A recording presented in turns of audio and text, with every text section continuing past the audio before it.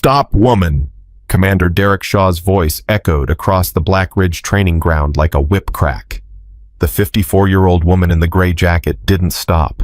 She didn't flinch. She didn't even turn around. 5 seconds later, Derek Shaw was on the ground, his arm twisted behind his back, his face pressed into the dirt, and a voice whispered in his ear, "I stopped being just a woman 22 years ago, but I never stopped being a soldier." This happened at Black Ridge Security Solutions, Virginia, July 15th, 2024. What followed would change everything. If you want to see how a 54-year-old grandmother destroyed the most arrogant commander in the company, subscribe to my channel and watch until the end. Comment the city you're watching from so I can see how far this story travels. Margaret Callahan had learned a long time ago that the most powerful weapon in any room was being the person nobody noticed. She was 54 years old. Her hair had turned silver at the temples, streaking through brown, that she no longer bothered to dye.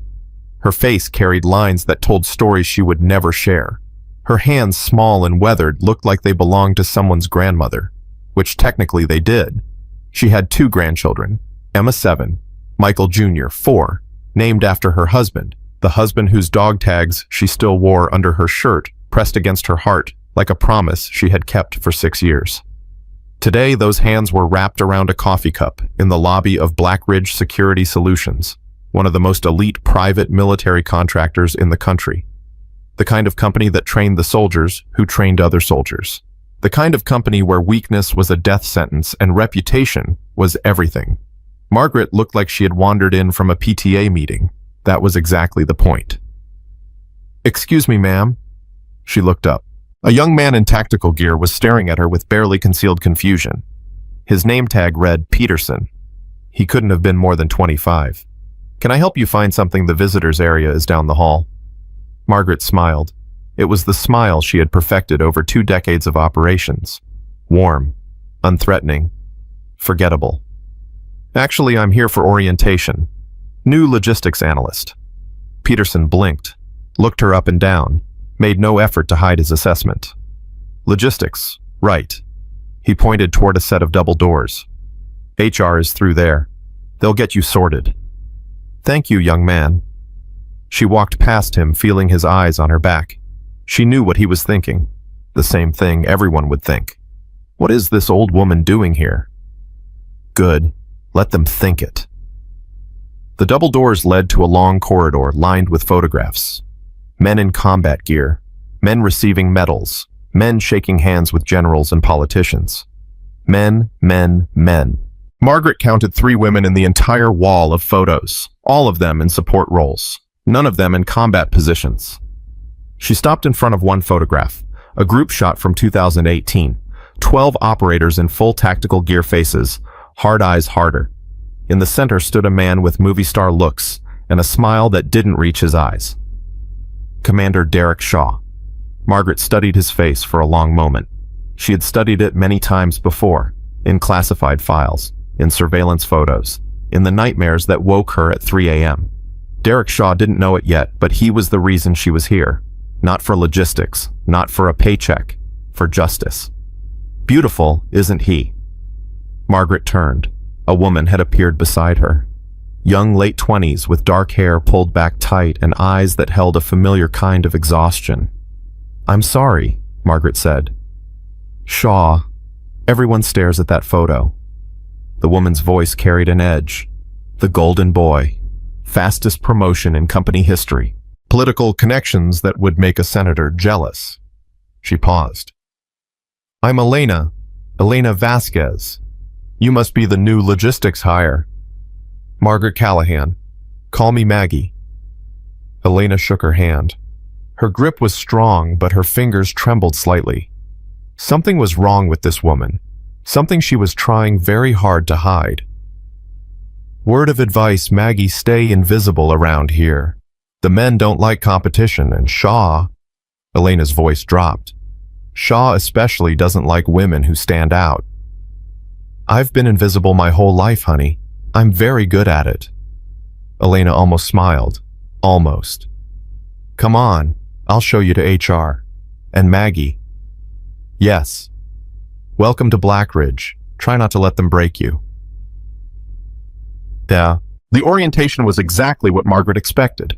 Forms. Signatures. A security badge with a photo that made her look 10 years older than she felt. A handbook filled with policies that sounded professional but meant know your place. She was assigned to Building C, the logistics wing. Her desk was in a corner away from the windows, surrounded by filing cabinets and forgotten equipment. It was the kind of desk where people were sent to be forgotten. Perfect. She spent her first morning memorizing the building layout. Fire exits, security cameras, blind spots, the rhythm of guard rotations, the faces of everyone she passed. She filed away every detail in the mental catalog she had been building since she was 22 years old, when a drill instructor at Bud's had screamed in her face that she would never, ever make it through SEAL training. She had made it. One of only 3 women in history to complete the program. Classified, of course. Her name appeared in no records. Her achievements existed in no databases. As far as the world knew, Margaret Callahan was a military widow who had spent her career in administrative positions. That was the official story.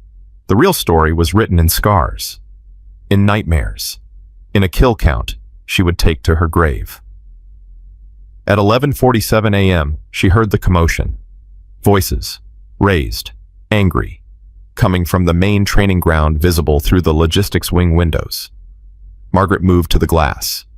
A crowd had gathered. 50, maybe 60 people forming a loose circle around something happening in the center. She could see tactical gear, raised hands, the body language of conflict. She found Elena's face in the crowd. The young woman looked pale, scared. Margaret was out the door before she consciously decided to move. She pushed through the crowd using elbows and shoulders with the practiced efficiency of someone who had navigated hostile territories far more dangerous than a training facility. In the center of the circle, 2 people faced each other. Elena Vasquez, standing at attention, her face burning red, her hands clenched at her sides, and Derek Shaw.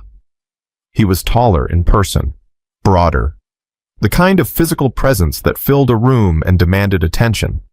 His tactical gear was pristine, his posture perfect, his expression twisted into something between amusement and contempt. "Say it again, Lieutenant," Shaw said. His voice carried across the crowd. "I want everyone to hear." Elena's jaw tightened. "Sir, I was simply suggesting that the tactical approach could be modified to account for—" "Modified?"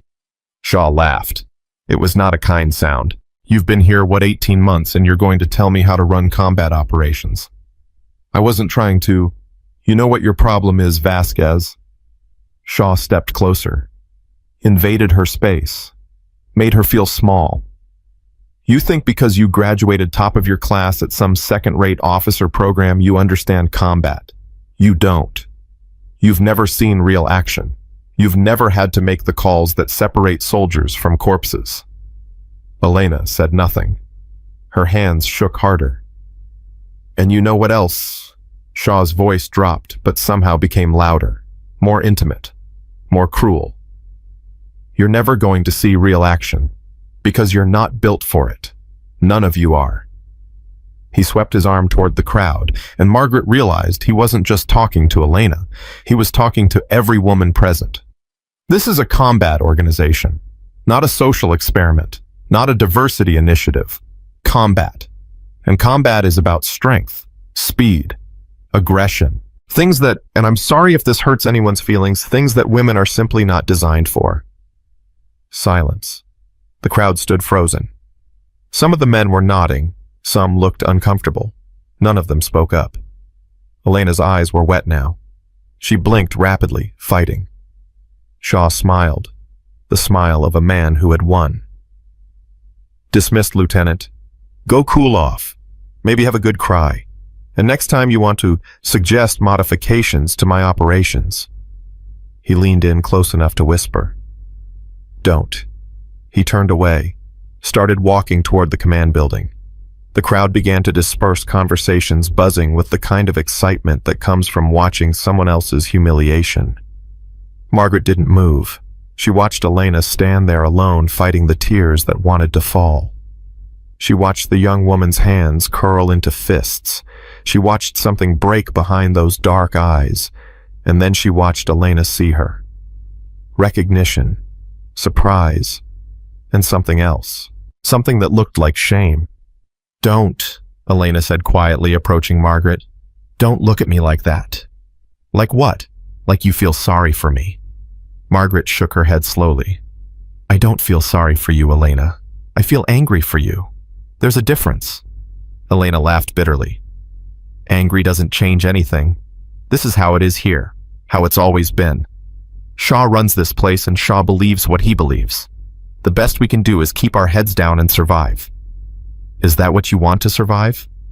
"What I want doesn't matter. It's the only thing that matters." Elena stared at her.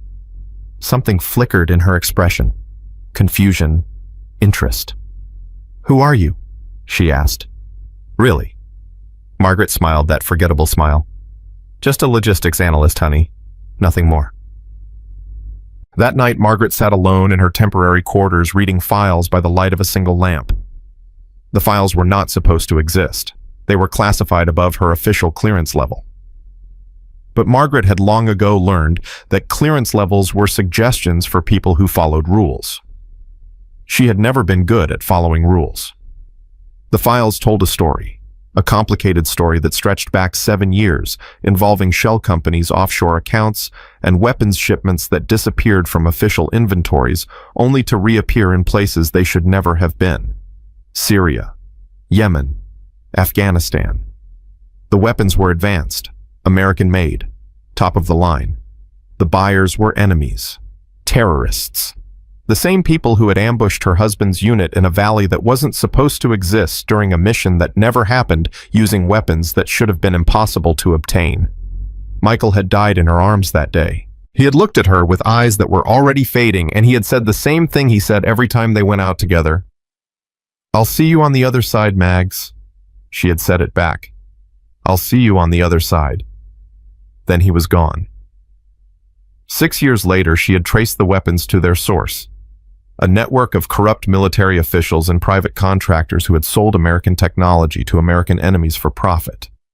Derek Shaw was the last name on her list. Not the biggest name, not the mastermind, but the one who had personally approved the shipment that had killed Michael. The one who had signed the paperwork. The one who had pocketed his percentage and gone on to bigger and better things while her husband rotted in an unmarked grave. Margaret closed the file. She pulled the dog tags from under her shirt and pressed them to her lips. "Almost there, baby," she whispered. "Almost there." Yeah. The next morning, everything changed. Margaret arrived at Building C at 6 a.m., earlier than anyone else on the logistics staff. She had work to do. Real work. The kind that didn't appear on any official task list. She was at her desk, buried in shipping manifests that told lies when the email appeared. Company-wide announcement, mandatory security drill. All personnel report to main training ground. 0800 hours. She read it twice. Security drill. Mandatory. Interesting. At 0800, she stood at the back of the crowd, invisible as always. 200 employees had gathered on the training ground, a mix of tactical operators, support staff, and administrative personnel. The operators stood in formation, rigid and ready.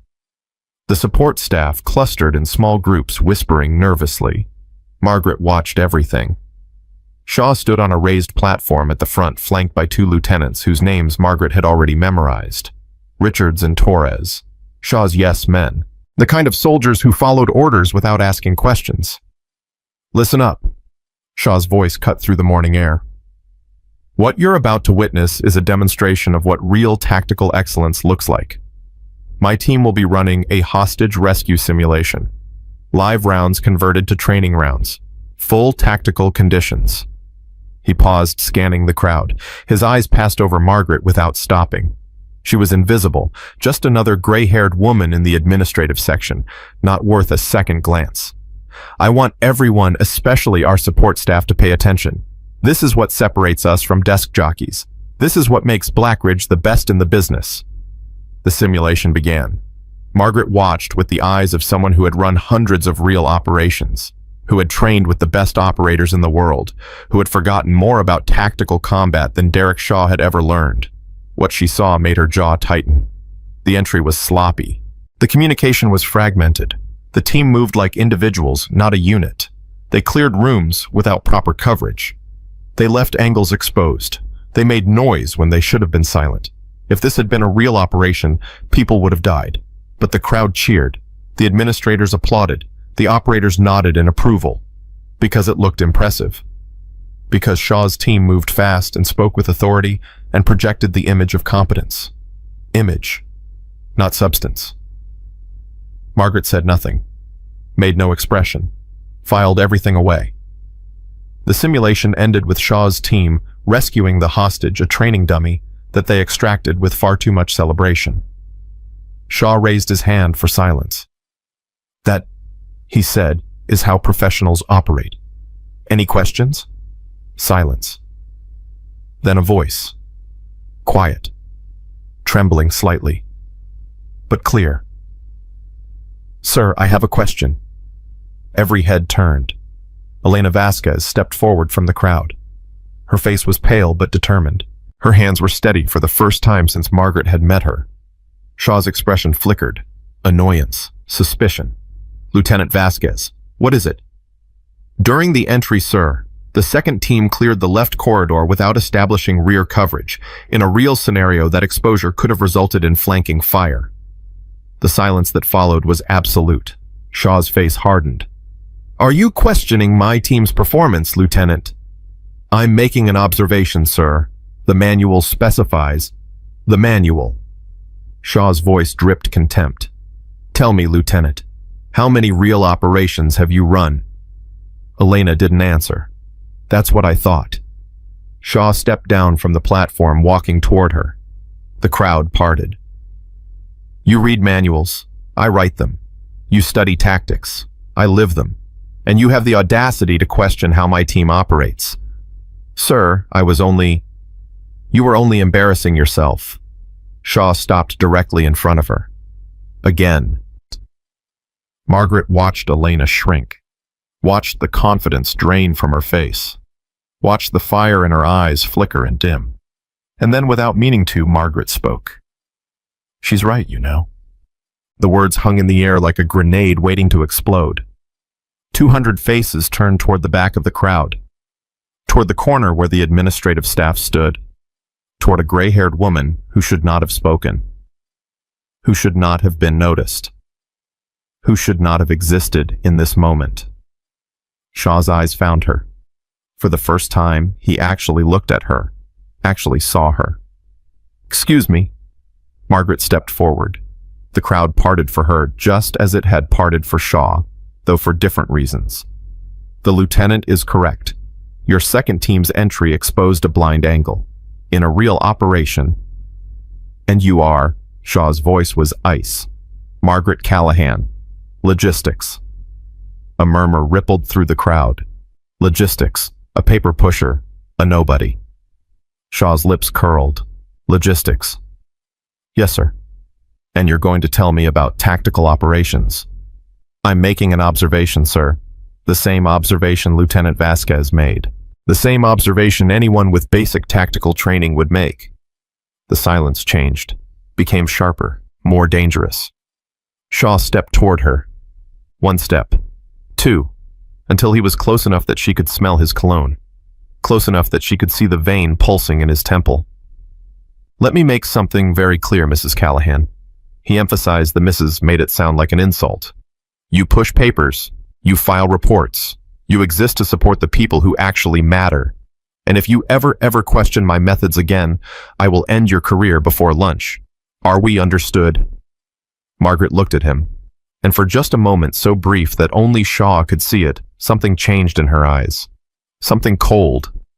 Something ancient. Something that had watched men die and felt nothing. Then it was gone. Understood, sir, she said quietly. My apologies. Shaw held her gaze for another moment, searching for something, finding nothing but the face of a tired, middle-aged woman who had just made a mistake. He turned away. Dismissed everyone. Return to your stations. The crowd dispersed. The moment passed. Shaw returned to his platform, already moving on to the next demonstration of his authority. But Elena stayed. She approached Margaret with wide eyes. What the hell was that? What was what? You stood up to him. Nobody stands up to him. Margaret shrugged.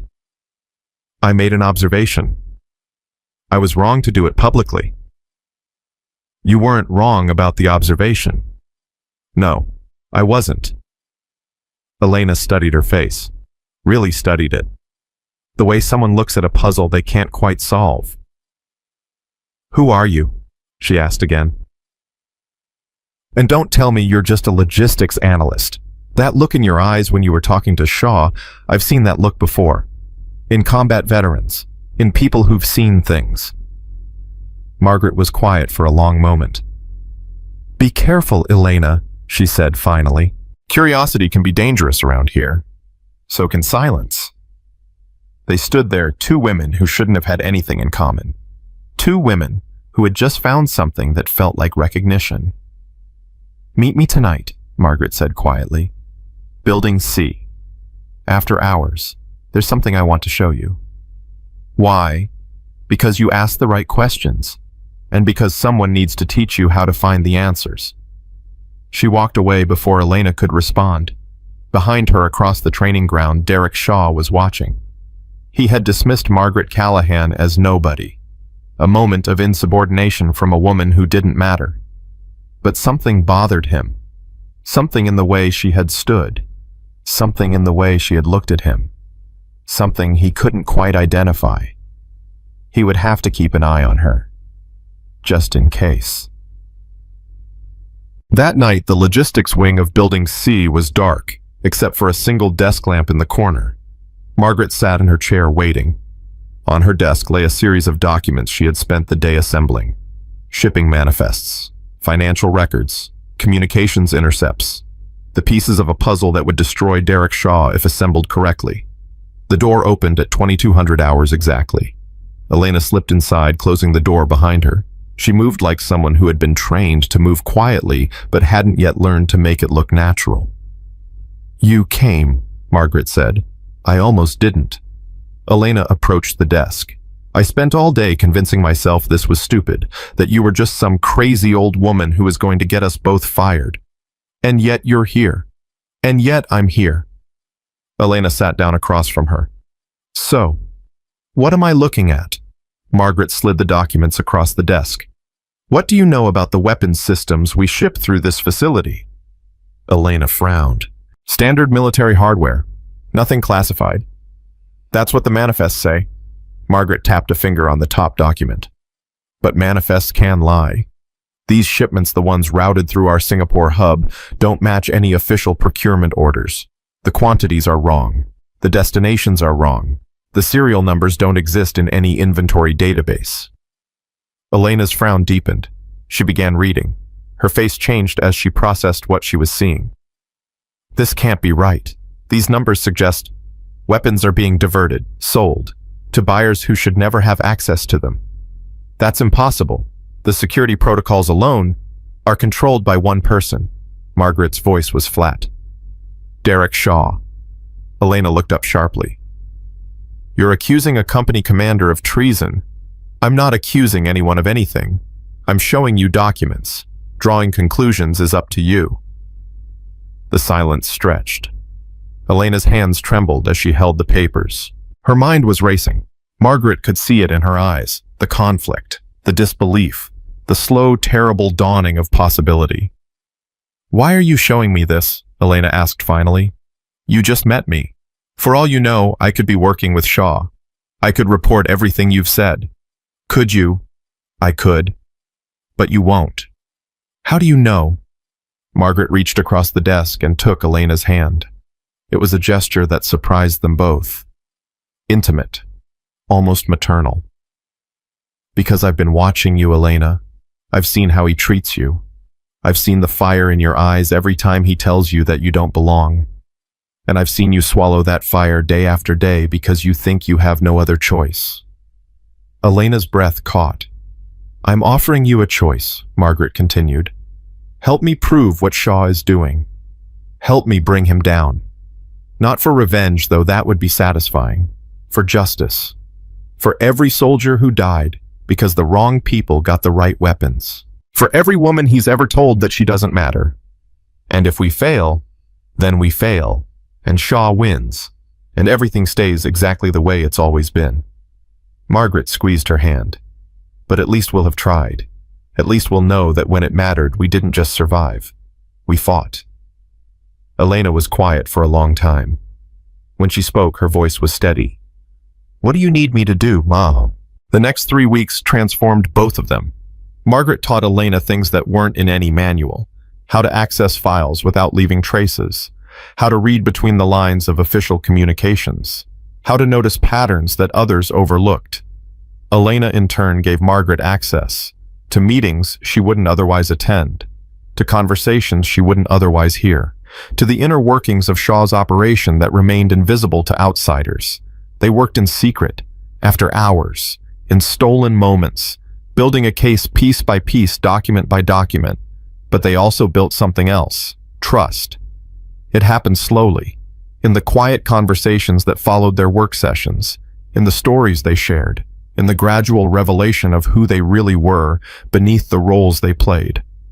Elena learned about Margaret's husband, about Michael, about the mission that took him and the fire that still burned for justice. Margaret learned about Elena's grandmother, a woman who had fought in World War II, disguised as a man because women weren't allowed in combat, who had died never receiving recognition for what she had done, who had taught Elena that sometimes the strongest people are the ones history forgets to mention. She would have liked you, Elena said one night late when the documents were spread between them like a secret language only they understood. I would have liked her, Margaret replied. You remind me of her, actually. The way you watch everything, the way you never seem surprised, the way you look at Shaw like he's already defeated, he just doesn't know it yet. Margaret smiled. Your grandmother sounds like she was one hell of a woman. She was, and so are you. Elena paused. Maggie, I need to ask you something. Ask. Those files I found in the classified database, the ones about a woman who completed SEAL training in the 90s. The records are redacted, but the physical description, Elena's voice trailed off. That's you, isn't it? Margaret said nothing. I won't tell anyone, Elena continued quickly. I need to know. I need to know if this is real. If you're real. The silence stretched between them. Finally, Margaret reached under her shirt. She pulled out the dog tags that she never removed, placed them on the desk between them. Elena read the name stamped into the metal. Callahan Michael, USA, SEAL. We served together, Margaret said quietly. 15 years. He was my partner in every sense of the word. When he died, she stopped, started again. When he died, a part of me died with him. But another part, the angry part, the part that refuses to let injustice stand, that part got stronger. She took the dog tags back, pressed them to her heart. So yes, Elena, I'm real. Everything about me is real. And when we take Shaw down, that will be real too. Elena nodded slowly. Then let's make it real, she said. Together. They were so close. The evidence was nearly complete. The pattern was clear. Shaw had been diverting weapons for years, using the company's legitimate operations as cover. The Pentagon would have no choice but to investigate once the evidence was presented. But then on the morning of the 24th day, everything went wrong. Margaret arrived at Building C to find her desk empty, her files gone, her computer wiped clean, and Derek Shaw standing in her corner, waiting. Mrs. Callahan, he said pleasantly, we need to talk. Fuck. They walked together through the facility, Shaw leading, Margaret following. To anyone watching, it looked like a normal interaction. A commander and a subordinate. Nothing unusual, but Margaret knew better. You've been busy, Shaw said conversationally. Late nights, classified databases, shipping manifests you have no business accessing. I don't know what you're talking about, sir. No. Shaw stopped in front of a door Margaret didn't recognize, opened it, gestured inside. Then perhaps you can explain this. The room was small, bare. interrogation style. Two chairs facing each other across an empty table. And in one chair, bound and gagged, was Elena. Her face was bruised, her left eye swollen shut. Blood crusted at the corner of her mouth. But her good eye found Margaret, and in it was not fear. It was apology. Lieutenant Vasquez was very cooperative, Shaw said, closing the door behind them. Eventually. She told us everything about your little investigation, about the evidence you've been gathering, about your plans to contact the Pentagon. Margaret said nothing. Her eyes remained on Elena. The question is, Shaw continued circling the room like a predator, what to do with you? You're clearly more than you appear. My people tell me your personnel file is mostly redacted classified above my clearance level. That's unusual for a logistics analyst. He stopped directly behind Elena, placed a hand on her shoulder. Elena flinched. So here's what's going to happen. You're going to tell me exactly who you are, exactly who you're working for, and exactly what you've passed along about my operations. And then maybe I'll let the lieutenant here keep her career. If not. He squeezed Elena's shoulder. Hard. She didn't make a sound, but tears leaked from her good eye. Margaret's hands remained at her sides. Her breathing stayed even. Her face betrayed nothing. But inside something had shifted. Something cold and precise had awakened. The thing she had kept dormant for 6 years. The thing that had made her one of the most dangerous operators in the history of American Special Forces. Commander Shaw, she said calmly, may I ask you a question? You're not in a position to ask questions. Indulge me, just one. Shaw's eyes narrowed. Fine. One question. How many men are outside that door? Shaw blinked. The question clearly wasn't what he expected. 3, he said. Armed. If you're thinking of doing something stupid. I'm not thinking of doing something stupid. Margaret's voice was ice. I'm thinking of doing something very, very smart. She moved. What happened next took 4 seconds. In the first second, Margaret closed the distance between herself and Shaw with speed that shouldn't have been possible for a woman her age. Her hand shot out, striking his throat with surgical precision. Not hard enough to kill, just hard enough to disable. In the second, while Shaw choked and stumbled, she grabbed his sidearm from its holster, ejected the magazine, cleared the chamber, tossed the weapon into the corner. In the third second, she kicked his left knee. The joint buckled with an audible crack. Shaw went down screaming. In the fourth second, she was behind Elena, cutting the ropes with a knife that had appeared from nowhere, lifting the young woman to her feet. Can you walk? Margaret asked quietly. Elena stared at her. Shock, wonder, something like awe. Who are you? I'll explain later. Can you walk? Yes. Yes, I can walk. The door burst open. 3 armed guards, just as Shaw had promised. They took in the scene, their commander on the ground, screaming, clutching his shattered knee, the 2 women standing over him. The lead guard raised his weapon. Freeze! Margaret's hand was still on Elena's arm, steady, calm. Gentlemen, she said, her voice carrying a command authority that made all 3 of them hesitate. I'm going to say this once. I am a federal operative working under Pentagon authority. Commander Shaw is under investigation for treason. You have 2 choices: stand down and be witnesses, or intervene and be accomplices. The guards exchanged glances. She's lying, Shaw gasped from the floor. She's a spy. If I were lying, Margaret interrupted, why would my personnel file be classified above your commander's clearance level? Who exactly does that? More exchanged glances, uncertainty creeping into their expressions. Make your choice, Margaret said. You have 5 seconds. 1 second. 2. The lead guard lowered his weapon. We'll stand down, he said, but you better be telling the truth. I always tell the truth, Margaret replied. It's easier to remember. She guided Elena toward the door, toward freedom, toward whatever came next. Behind them, Derek Shaw lay on the cold floor, clutching his ruined knee, watching his career and his freedom drain away like blood from a wound. He had underestimated her. They always did. The hours that followed were a blur of activity. Margaret's Pentagon contacts arrived within 2 hours. The facility was locked down. Shaw was taken into custody.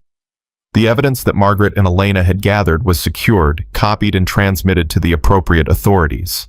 By midnight, it was over. Margaret stood outside Building C, breathing the cool Virginia night air. Her hands finally trembled, the adrenaline fading, the enormity of what had happened beginning to sink in. Elena found her there. "They're saying Shaw will face court-martial," Elena said quietly. "Treason, conspiracy. The weapons he sold, they traced them to 4 different attacks. Dozens of American soldiers dead." Margaret nodded slowly. "Including your husband." "Including my husband."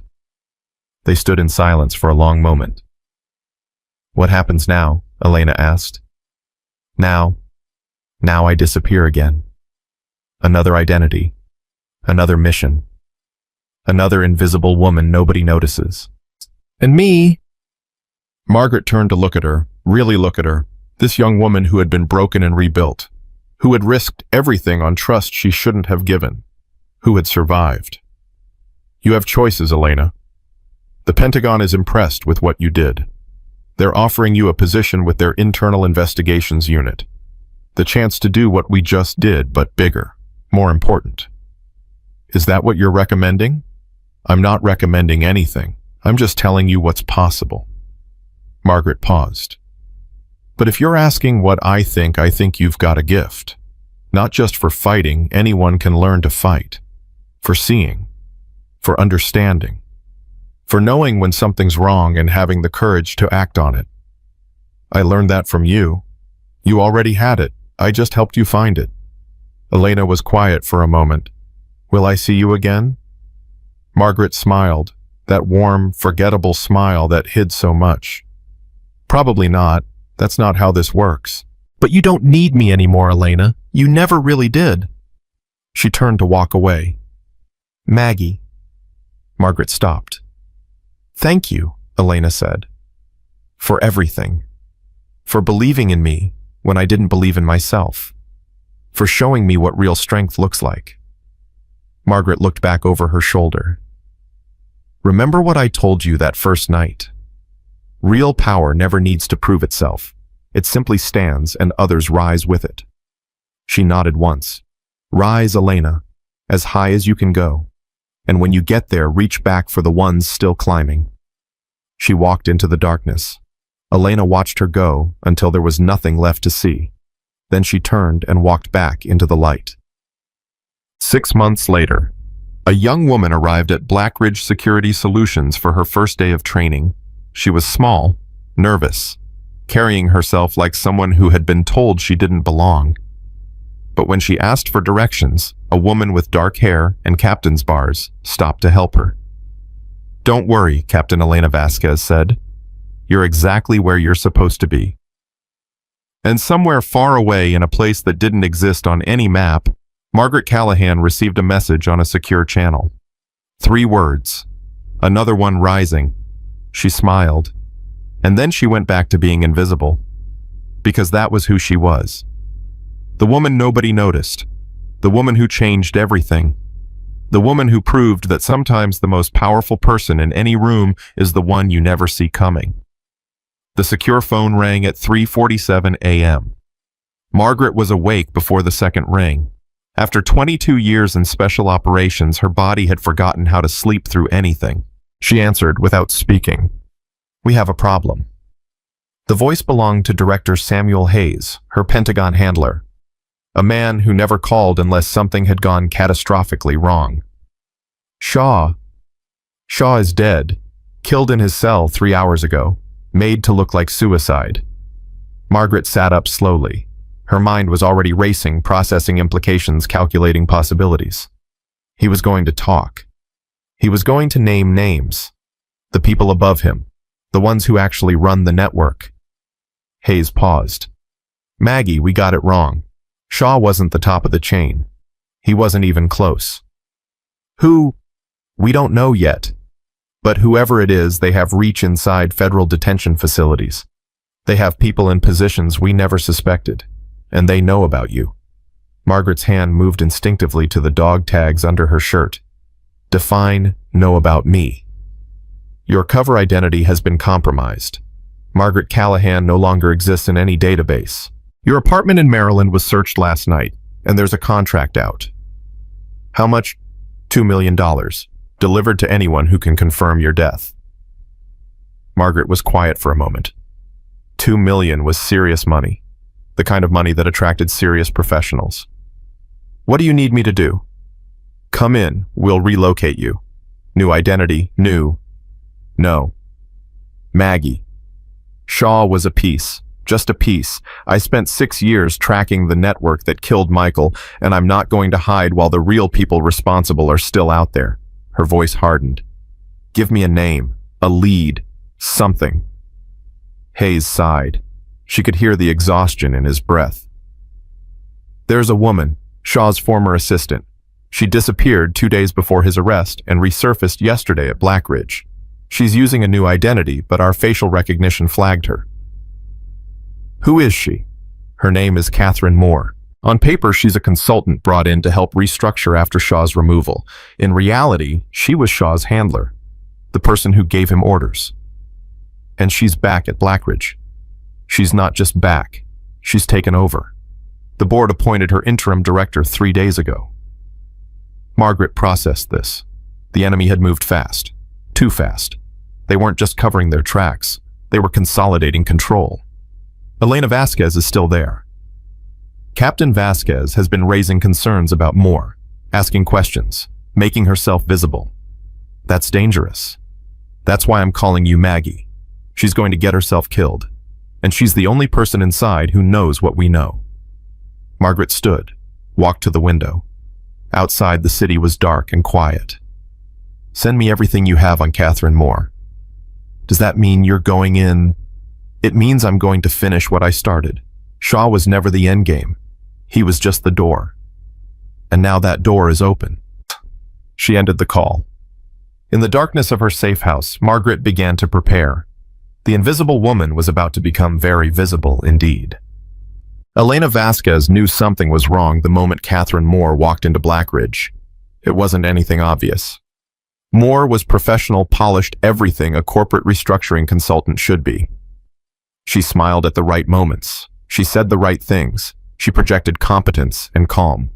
But her eyes were wrong. Elena had learned to read eyes. Maggie had taught her that. The face lies, Maggie had said during one of their late-night training sessions. The voice lies, but the eyes tell you everything if you know how to look. Catherine Moore's eyes were the eyes of a predator wearing a human mask. Captain Vasquez. Moore's voice was warm as she approached Elena in the hallway. I've heard wonderful things about you, the hero of the Shaw investigation. I'm not a hero, ma'am. I just did my job. Modest. I like that. Moore fell into step beside her. I understand you worked closely with a woman named Margaret Callahan, the one who actually exposed Shaw. Elena kept her expression neutral. She was a federal operative. I was her inside contact. And where is she now? I don't know. She disappeared after Shaw's arrest. That's standard procedure for undercover personnel. Moore nodded slowly. Of course. Standard procedure. They walked in silence for a moment. Tell me, Captain, did Ms. Callahan ever mention anything about Shaw's connections, his network, the people he worked with? Elena's instincts screamed warning. She didn't share operational details with me. I was just a source, not a partner. Just a source. Moore smiled. It didn't reach her eyes. I see. She stopped walking, turned to face Elena directly. I'm going to be honest with you, Captain. There are concerns about ongoing security leaks at this facility. Concerns that Shaw's removal didn't solve the underlying problems. I'm here to identify those problems and eliminate them. Eliminate them however necessary. Moore's voice dropped. I'll be conducting interviews with everyone who had contact with the investigation. You'll be hearing from my office soon. She walked away without waiting for a response. Elena stood in the hallway, her heart pounding. She needed to warn someone. She needed to find Maggie, but she didn't know how. and she had a terrible feeling that time was running out. The new employee arrived at Black Ridge the following Monday. Her name was Grace Mitchell. Gray hair, mid-50s, unremarkable in every way. She had been hired as a records clerk, the kind of position that nobody paid attention to. Elena almost didn't recognize her. "Conference room B," Maggie murmured as she passed Elena in the hallway. 20 minutes. Come alone." Elena's hands shook as she continued walking. She managed to keep her face composed, managed to look like nothing had happened. But inside, hope and fear battled for dominance. Maggie was back. Whatever was coming, Elena wouldn't have to face it alone. The conference room was empty when Elena arrived. She had barely closed the door when Maggie emerged from the shadows. "You've been compromised. Hello to you too. This isn't a joke, Elena. Catherine Moore is Shaw's handler. She's not here to restructure, she's here to clean up, and you're on her list." Elena sank into a chair. "I know. She's already questioned me once. She's asking about you." "What did you tell her?" "Nothing. That you were a federal operative. That I don't know where you are." "Good. Keep it that way." Maggie sat across from her. Even in the harsh fluorescent light, she looked exactly the same. Calm, controlled, dangerous. "Shaw was killed in custody," Maggie continued. 3 days ago, made to look like suicide." Elena's face went pale. "They're eliminating witnesses. They're eliminating everyone who can connect them to the weapons trafficking. Shaw was going to name the people above him. They couldn't allow that. So Moore is here to finish what Shaw started, but she's also here to identify anyone who knows too much, anyone who might be a threat." Maggie leaned forward. "Elena, I need you to understand something. These people aren't like Shaw. Shaw was arrogant, sloppy, operating on ego. Moore is a professional. She's been doing this for 20 years without leaving a trace. How do we stop her?" "We don't stop her, we expose her. But to do that we need evidence, hard evidence that connects her to the network." "Where do we find that?" Maggie pulled out a small device, a thumb drive. "Moore has been using Shaw's old office. She's been careful encrypted communications, secure terminals, but she made one mistake. She's been accessing a server that doesn't exist on any Black Ridge network map. A hidden server. A very hidden server. It's located in the basement of Building D. Officially, that space is used for storage. Unofficially, it's where Shaw ran his operation. And now Moore is using it. You want to access the server? I want you to access the server. I can't get into Building D without triggering alerts. Moore is watching for me specifically, but you have legitimate access. You're a captain conducting routine security checks." Elena stared at the thumb drive. "If I get caught, you won't get caught. I'll be watching. I'll have your back." Like last time, Maggie's expression flickered. For just a moment, Elena saw something beneath the calm. Guilt. Pain. "I'm sorry I disappeared. After Shaw. I thought you'd be safer without me around. I was wrong." "You were wrong," Elena agreed. "But you came back. That's what matters." She took the thumb drive. "When?" "Tonight, 2300 hours. Moore has a meeting with the board that will keep her occupied until midnight. That gives you a 90-minute window." "And if something goes wrong?" Maggie reached across the table, took Elena's hand. "Then I'll burn this whole place down to get you out. That's a promise." Elena looked at her. At this woman who had appeared in her life like a ghost and changed everything. "Why?" she asked. "Why do you care what happens to me?" Maggie was quiet for a long moment. "Because you remind me of someone I used to be. Before the missions, before the losses, before I learned that the world could be cruel." She squeezed Elena's hand. "And because everyone deserves someone who believes in them. You believed in me when you had no reason to. Let me return the favor." Elena nodded slowly. "Tonight. 2300 hours. Tonight." Maggie released her hand and stood. "And Elena, be careful. Moore isn't just dangerous, she's smart. If she suspects anything, she'll act, fast and without mercy." I understand. I hope you do. She disappeared through the door. Elena sat alone in the conference room, the thumb drive cold against her palm. In a few hours, she would either be a hero or a corpse. She prayed she would be able to tell the difference. At 22:47 hours, Elena made her move. Building D was quiet at this hour. The storage levels were unstaffed, protected only by electronic locks and security cameras that Elena had been mapping for 3 days. She moved with purpose. A captain conducting security checks. Nothing suspicious, nothing unusual. The hidden server room was exactly where Maggie said it would be. Behind a false wall in the deepest sub-basement. A wall that looked like solid concrete but concealed a door accessible only by a key code that Maggie had somehow obtained. Elena punched in the numbers. The wall slid open. Inside the server hummed with quiet menace. Banks of computers. Monitors displaying data streams. A setup that belonged in an intelligence agency, not a private military contractor. Elena inserted the thumb drive. The download began. 3 minutes. That's all she needed. 3 minutes to copy everything on this server and disappear. 2 minutes in, she heard the footsteps. Her blood turned to ice. Captain Vasquez, Catherine Moore's voice echoed through the room. I had a feeling you'd find your way here eventually. Elena turned slowly. Moore stood in the doorway, flanked by 2 armed guards. Her expression was calm, almost amused.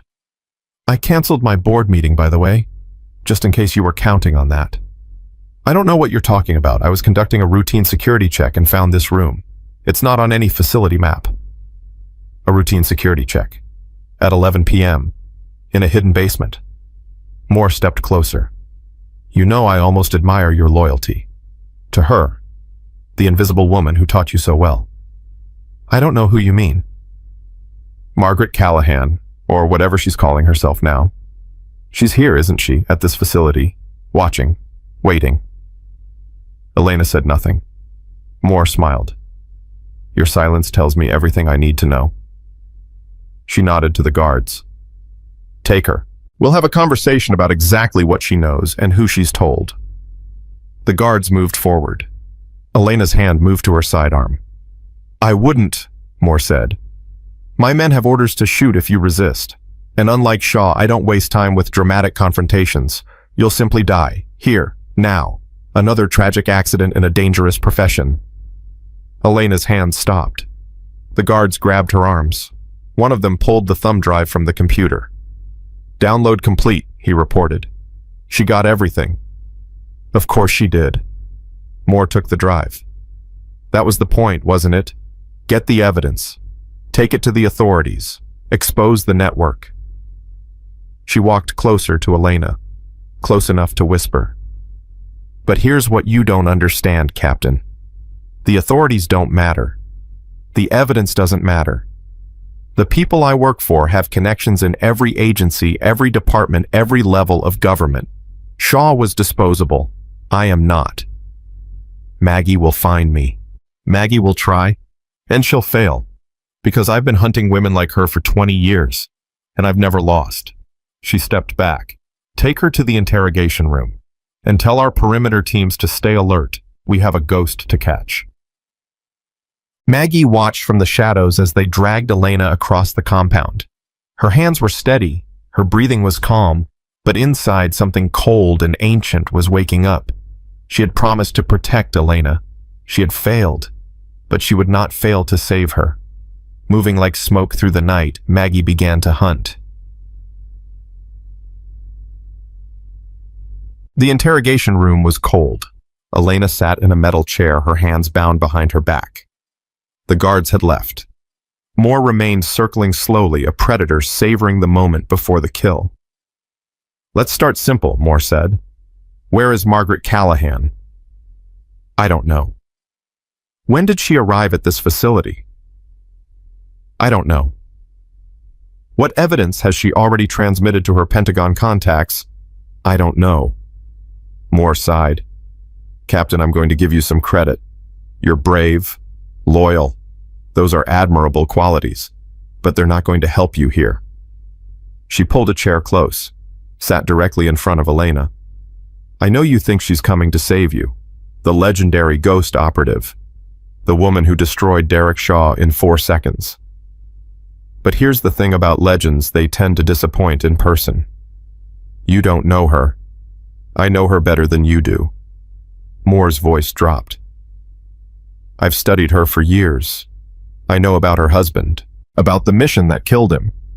I know she's been hunting the network ever since, following trails, eliminating targets one by one. Then you know she won't stop. Oh, I'm counting on that. Moore smiled. You're not just a prisoner, Captain. You're bait. And when Margaret comes for you, and she will come, she'll walk into a trap she can't escape. Elena's heart hammered. She's not stupid enough to fall for that. Isn't she? She came back to this facility despite knowing she was compromised. She revealed herself to you despite knowing you were being watched. And she's out there right now trying to figure out how to get you out. Moore leaned forward. Love makes us stupid, Captain. Even the best of us. And whether she admits it or not, Margaret Callahan loves you. Like a daughter. Like a protege. Like the legacy she never had. Elena said nothing. Moore stood. I'm going to let you sit here for a while. Think about your choices. When I come back, we'll have a real conversation, and you're going to tell me everything you know. She walked to the door. And, Captain, if you're praying for a miracle, don't bother. Miracles don't happen in places like this. The door closed. Elena sat in the cold silence, testing her bonds, searching for weakness. Moore was wrong about one thing. Miracles didn't just happen. They were made. By women like Margaret Callahan. The first guard went down at 01:37 hours. Maggie moved through the compound like a memory. 22 years of special operations had taught her things that couldn't be learned in any classroom. How to walk without sound, how to see without being seen, how to make violence silent and precise. The second guard followed 3 minutes later, then the third. She was getting closer, but so was Moore. The trap was obvious. Elena in an interrogation room, guarded but accessible. Moore waiting somewhere, watching, ready to spring the moment Maggie revealed herself. It was the kind of trap that would work on most people. Maggie was not most people. She reached the maintenance corridor behind the interrogation wing. Service access. Unmapped on official facility plans. She had memorized every blueprint, every electrical diagram, every ventilation route in the 3 days before revealing herself to Elena. The air duct was tight, but passable. She moved through it inch by inch, controlling her breathing, ignoring the protests of muscles that weren't as young as they used to be. The vent cover overlooked the interrogation room. Elena sat alone, still bound, head bowed. Maggie assessed the room. One door. No cameras visible, but certainly monitored. Moore would know the moment that door opened. She wouldn't use the door. Working silently, Maggie removed the vent cover, lowered herself into the room. Elena's head snapped up. Don't talk, Maggie whispered. Just listen. She moved to Elena's bonds, started working on the knots. Moore has this place surrounded. We have maybe 4 minutes before she realizes I'm here. She said you would come. She said it was a trap. Everything is a trap. The question is who's really caught. Maggie freed Elena's hands. Can you fight? Elena rubbed her wrists. I can try. Good enough. She helped Elena to her feet. There's a service tunnel beneath this building. Leads to the motor pool. I have a vehicle waiting. What about Moore? Maggie's expression hardened. Moore isn't getting away, but first I need you safe. Maggie. This isn't a discussion, Elena. You're not dying tonight. Not for me. Not for anything. She moved toward the vent. The door exploded inward. Moore stood in the doorway, flanked by 6 armed guards. Her face showed no surprise, only satisfaction. Right on schedule, Moore said. I told you she'd come, Captain. I told you she couldn't help herself. Maggie stepped in front of Elena. Her hands were empty, but her eyes held something that made even the guards hesitate. Catherine Moore, Maggie said calmly, you're under arrest for conspiracy weapons trafficking and the murder of Derek Shaw. Moore laughed. Arrest, you're outnumbered, outgunned, and trapped. You're not arresting anyone. Maybe not, but they are. She pulled a small device from her pocket, pressed a button. Every light in the building went out. In the darkness, Maggie moved. The first guard went down before he could raise his weapon. The second crumpled with a choked cry. The third fired blindly, hitting nothing. Elena hit the floor, rolling clear, trusting Maggie to do what Maggie did. The fight lasted 11 seconds. When the emergency lights flickered on, 6 guards lay unconscious on the floor, and Maggie had her hand around Catherine Moore's throat. "You were right about one thing," Maggie said quietly. "Love does make us stupid. It makes us take risks we shouldn't take. It makes us vulnerable." She tightened her grip. "But it also makes us fight harder than people like you can ever understand. Because we're not just fighting for ourselves. We're fighting for everyone we love, everyone we've lost, everyone we refuse to lose." Moore's face was turning red. Her hands clawed at Maggie's wrist. "You can't kill me," she gasped. "You need what I know. The names. The network. It dies with me." "You're right. I can't kill you." Maggie released her. Moore collapsed, gasping. "But I can break you, and before this night is over, you're going to tell me everything." She turned to Elena. "Time to go." They made it to the motor pool. Behind them, alarms began to wail. The compound was waking up, realizing something had gone terribly wrong. Elena slid into the passenger seat. Maggie took the wheel. "What about Moore?" "Pentagon teams are inbound. They'll secure her." Maggie started the engine. "Our job is done." "Is it?" Maggie looked at her. "Moore said she's been doing this for 20 years, Elena continued. That she's part of something bigger, something untouchable. Is that true?" Maggie was quiet for a moment. "Yes." "Then how do we stop it?" "We keep fighting, one battle at a time, one name at a time, until there's no one left to fight." She accelerated through the gate past guards too confused to respond into the night. "That could take years." "It probably will. And you're going to do it alone." Maggie glanced at her. "I was. But I don't think I am anymore." Elena settled back in her seat. "Good. Because I'm not going anywhere." Then, they drove in silence for a while. Behind them, Black Ridge faded into the darkness. Ahead, the road stretched empty and endless. 2 women, 1 mission, and a network of enemies who had just learned a very important lesson. Never underestimate the invisible woman, and never ever threaten the people she loves. The night swallowed them whole, and somewhere in a secure Pentagon facility, Catherine Moore was beginning to talk. Catherine Moore talked for 17 hours. She gave names, dates, account numbers. The entire architecture of a network that had been selling American weapons to American enemies for over a decade. Senators, generals, corporate executives, people whose faces appeared on magazine covers and whose hands had shaken presidents. But she saved the biggest name for last. Director Samuel Hayes sat across from Maggie in the Pentagon briefing room. His face gray with exhaustion and something else. Something that looked like dread. "She's lying," Maggie said flatly. "She's not lying. We verified it. 3 independent sources." "Then your sources are compromised." "Maggie, he's my handler, Samuel. He's been my handler for 6 years. He brought me into this mission. He's been playing you from the beginning." The words hung in the air like poison. Maggie stared at Hayes. 20 years she had known this man. 20 years of missions of trust, of believing that at least some people in Washington were fighting the right fight. "Show me the evidence." Hayes slid a folder across the table.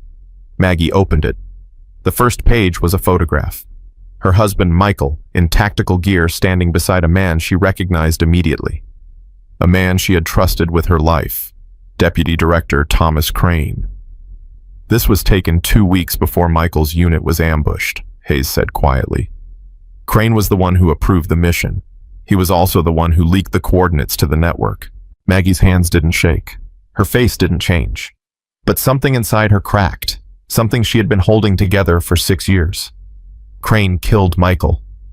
Crane killed Michael, and he's been using you ever since, feeding you targets, directing your attention, making sure you never got close enough to the truth to see it. The targets were real.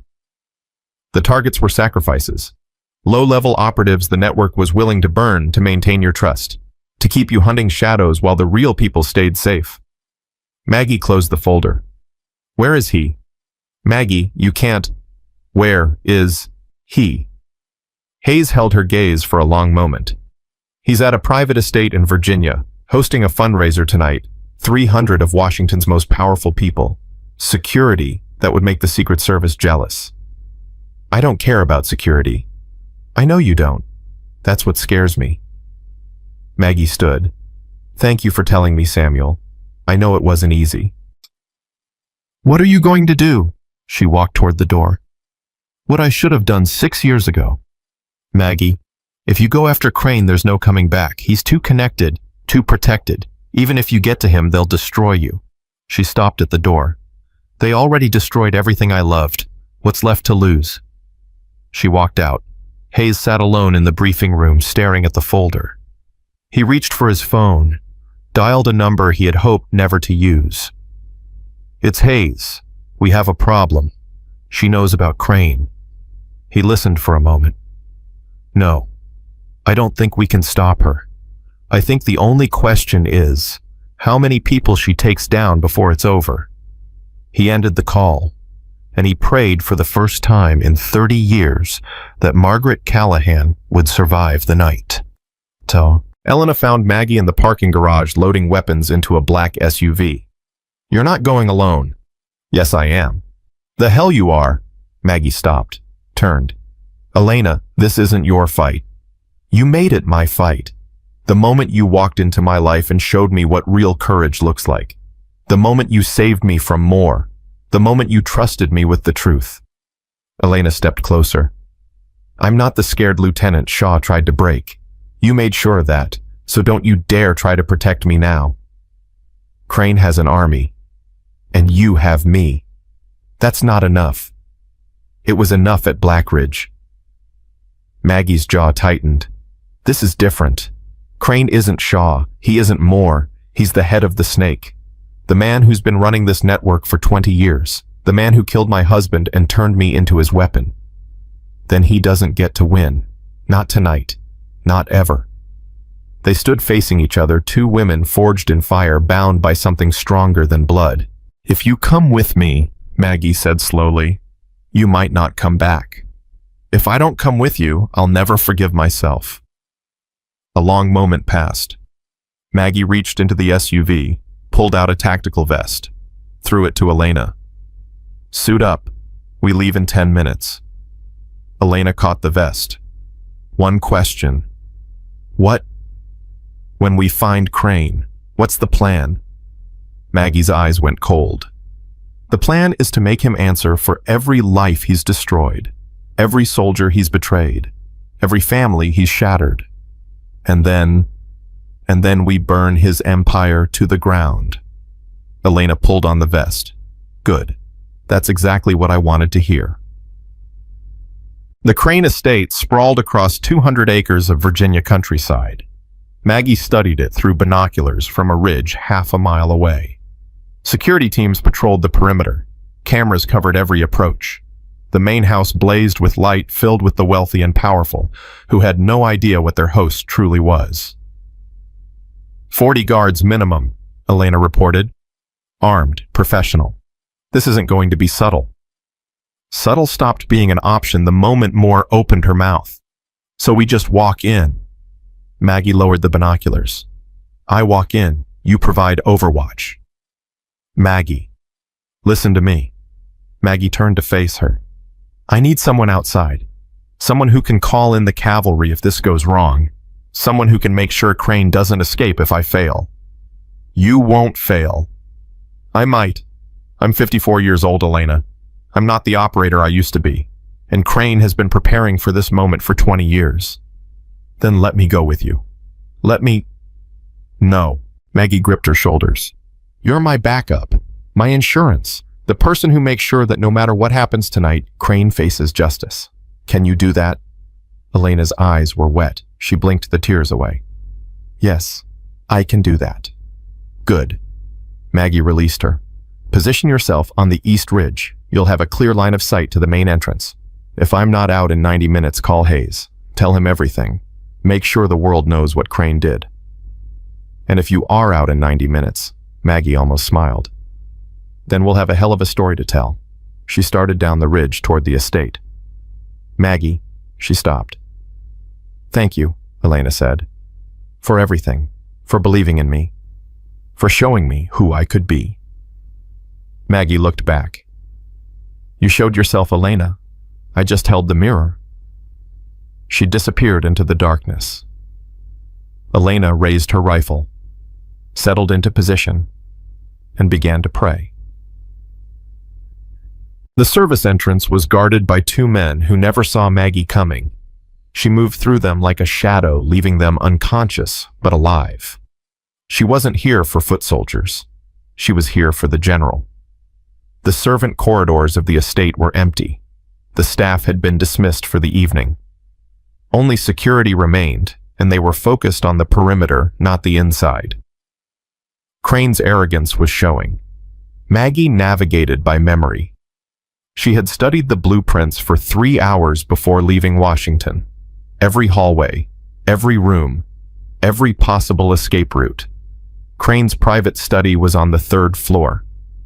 That's where he would be. Away from the party. Away from the noise. Conducting business that couldn't be witnessed. She reached the main staircase. 3 guards at the bottom, 2 more at the top. Too many to take silently. She pulled out her phone, typed a message. Distraction.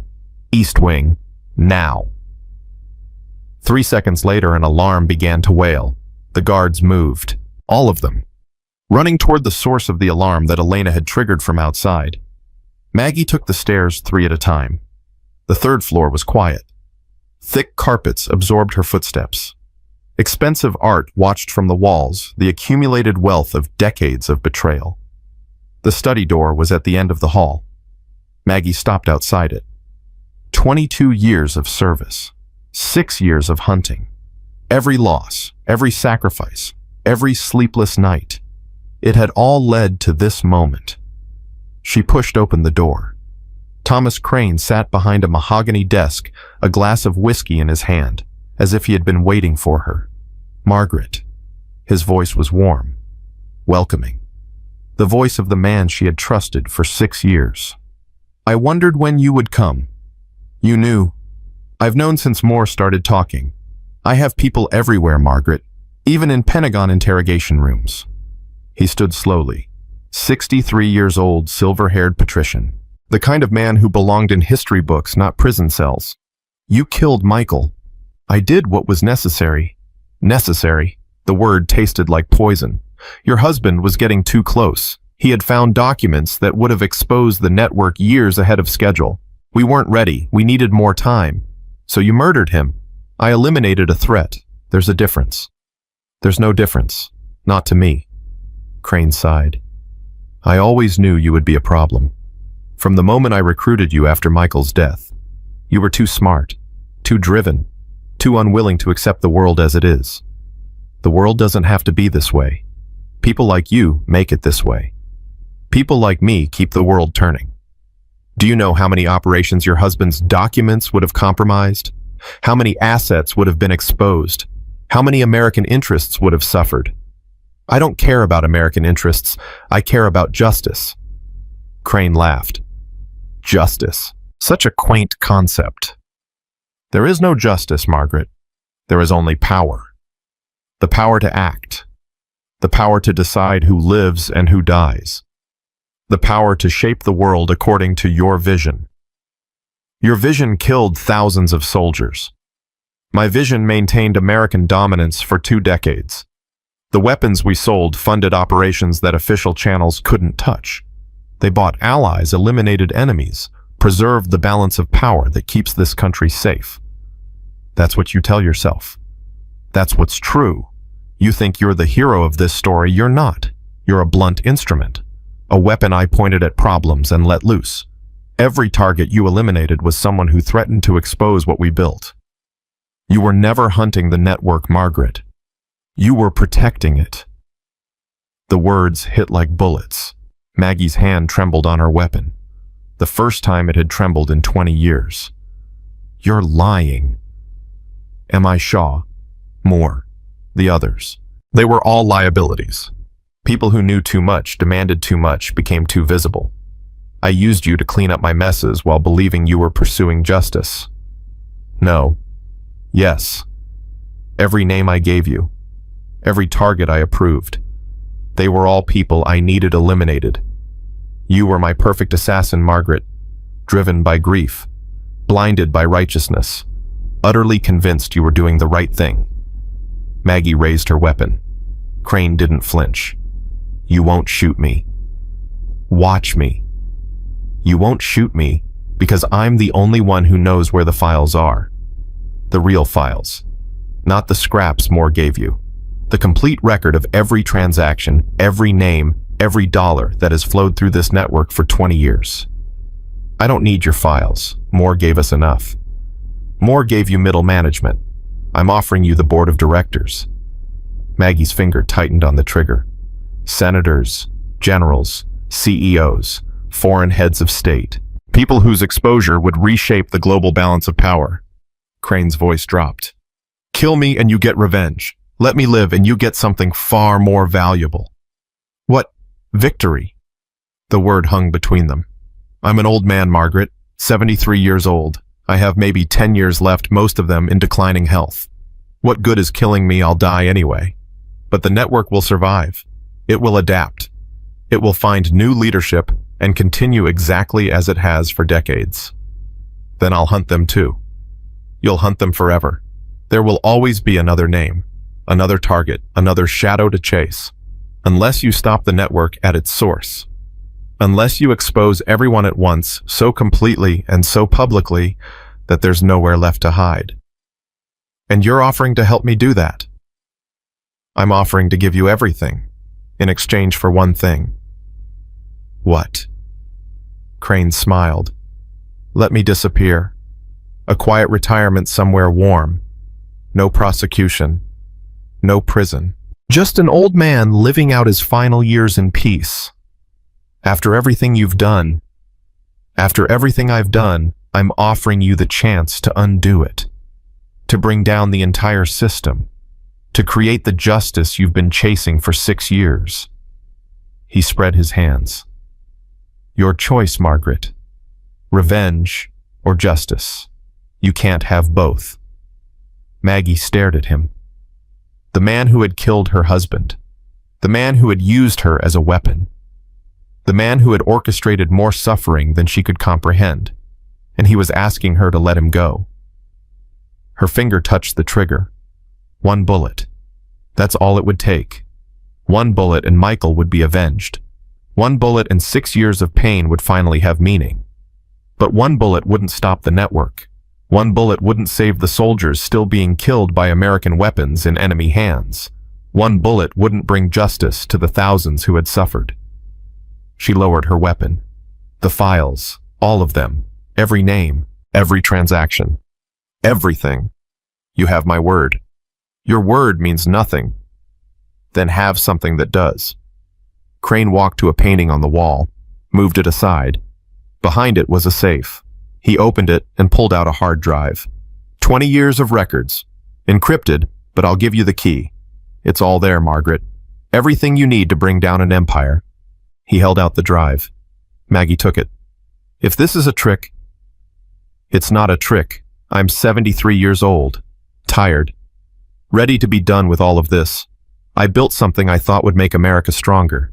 Instead, it made monsters of us all. He met her eyes, including me. You don't get absolution. I'm not asking for absolution. I'm asking for peace. The only peace available to men like me. Maggie tucked the drive into her vest. You have 48 hours. After that, I release everything. And if I find out you warned anyone, if I find out you did anything to protect yourself or your network, I will hunt you to the ends of the earth. And I will not stop. Do you understand? I understand. She turned toward the door. Margaret. She stopped. For what it's worth, I am sorry about Michael. He was a good man, the best I ever worked with. If there had been another way, there's always another way. You chose not to find it. She walked out. Elena was waiting at the extraction point, her face tight with worry. I heard voices over the comm. What happened? Maggie held up the drive.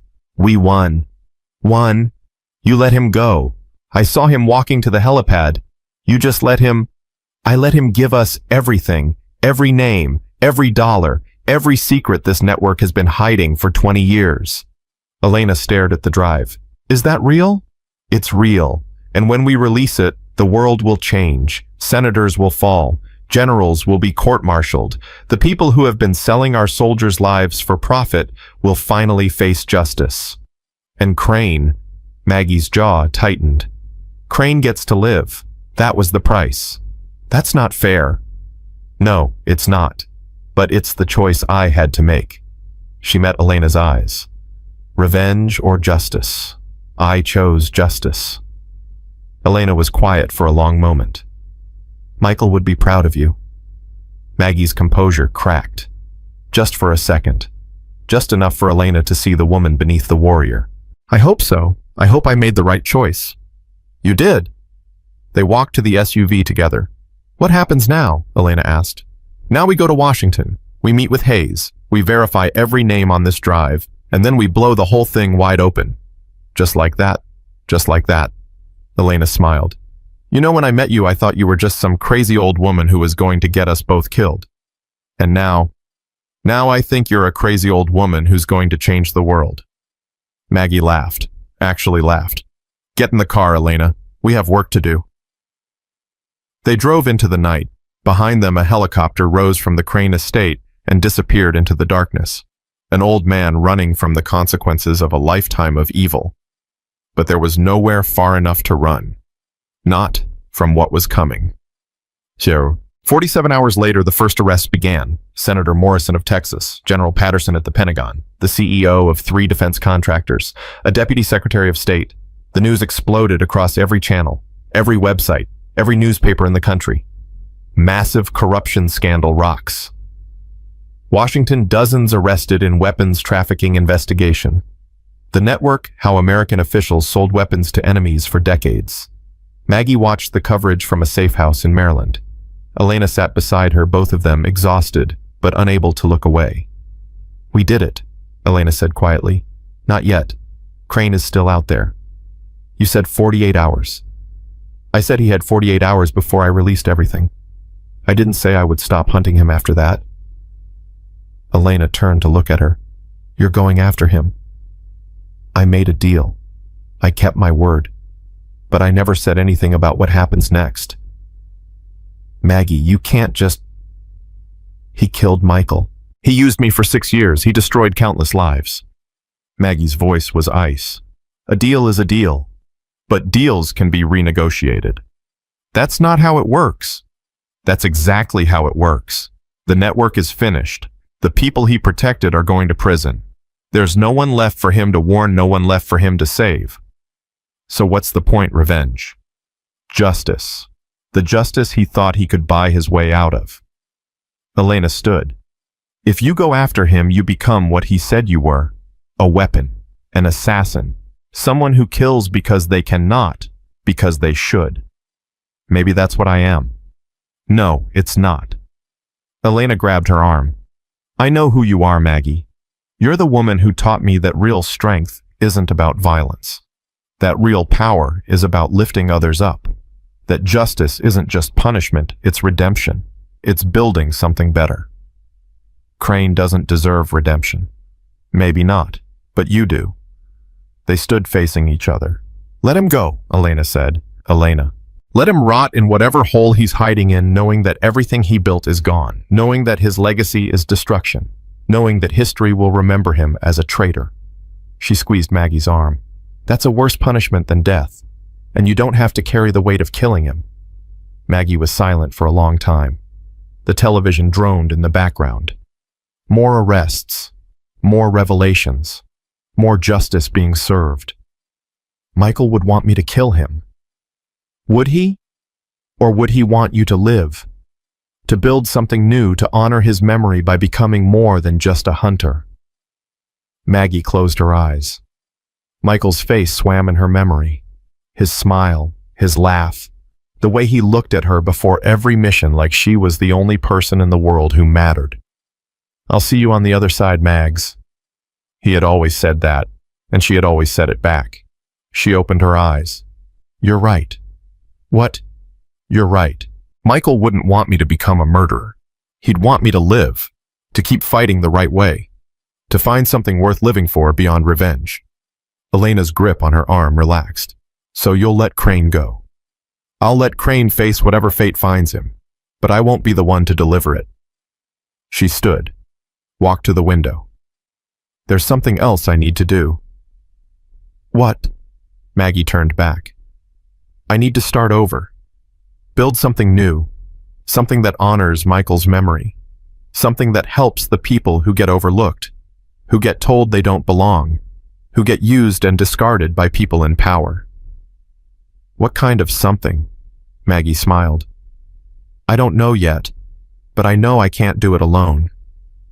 She met Elena's eyes. "Will you help me?" Elena didn't hesitate. "Always." Outside, the sun was rising over Washington. A new day, a new beginning, and two women who had survived the darkness ready to step into the light. 6 months changed everything. Maggie stood in front of the converted warehouse that would become the headquarters of Project Phoenix. The building was nothing special. Brick walls, industrial windows, the kind of place nobody would look at twice. Perfect. "You really think this will work?" Elena asked, standing beside her. "I think it has to work. Too many soldiers get thrown away because they don't fit the mold. Too many good people get told they're not enough. And you're going to fix that. We're going to fix that. Together." The Pentagon had quietly approved the program 3 weeks earlier. Unofficial funding, no public record. A training facility for soldiers who had been written off by the system. Too old, too injured, too female, too different. The ones nobody believed in. Maggie believed in them. "First class arrives tomorrow," Elena said. 12 candidates. All of them failed out of other programs. All of them told they were done. Then we'll show them they're just getting started." She walked toward the building. Her phone buzzed. A message from Director Hayes. "Urgent. Call me now." Maggie's instincts flared. "Something wrong?" Elena asked. "Maybe nothing. Maybe everything." She dialed Hayes. He answered on the first ring. "Maggie, we have a problem." "What kind of problem?" "Thomas Crane is dead." Maggie stopped walking. "When?" 3 hours ago. His body was found in a safe house in Costa Rica, single gunshot to the head. Suicide. That's what it's meant to look like, but the angle is wrong. Entry wound suggests someone else pulled the trigger. Who? We don't know yet, but whoever did it left a message, written in Crane's blood on the wall. Maggie's grip tightened on the phone. What did it say? 2 words. She's next. The silence stretched. They're coming for you, Maggie. Whoever finished what you started with the network, they're not done, and they want you to know it. Let them come. This isn't a game. These people killed Crane in a safe house protected by private security. They walked in, executed him, and walked out without triggering a single alarm. We're dealing with professionals. So am I. Maggie. I've spent my entire career being hunted by people who wanted me dead. This is nothing new. This is different. You have something to protect now. The program, the people you're training. Elena. Maggie looked at Elena, who was watching with growing concern. What do you want me to do? Samuel, run, hide, abandon everything I'm building because someone wrote a threat in blood. I want you to be careful. I want you to watch your back. And I want you to consider the possibility that destroying the network made you more enemies than you realized. Good. Let them line up. I'll deal with them one at a time. She ended the call. Elena stepped closer. What happened? Crane is dead. Someone murdered him. And apparently, I'm next on the list. Who? That's the question, isn't it? Maggie's mind was already racing. The network was destroyed. The major players were in prison. Crane had been the last loose end. So who was left? Who had the resources, the skill, and the motive to track down Crane in a protected safe house and execute him? And more importantly, why leave a message for her? We need to increase security, Elena said. Postpone the program until... No. Maggie, someone just killed one of the most protected men in the country and promised to come for you next. This isn't the time to... This is exactly the time. Whoever did this wants me scared, wants me to run, wants me to abandon everything I'm building. Maggie's voice hardened. They don't know me very well. They know you well enough to find Crane. Finding Crane was easy. The hard part was getting to him. And they did that, which means they have resources, training, access. Former network, maybe. Or maybe something else entirely. She started walking toward the warehouse again. Get the security team on alert, triple the perimeter watches, and run a full background check on every candidate arriving tomorrow. You think one of them might be compromised. I think we can't afford to assume anything. Elena nodded and pulled out her phone, already making calls. Maggie stood alone for a moment, staring at the building that represented her future. Someone wanted her dead. That wasn't new. But this time, she had something worth living for, and she would fight to protect it. The first class of Project Phoenix arrived at 0600 the next morning.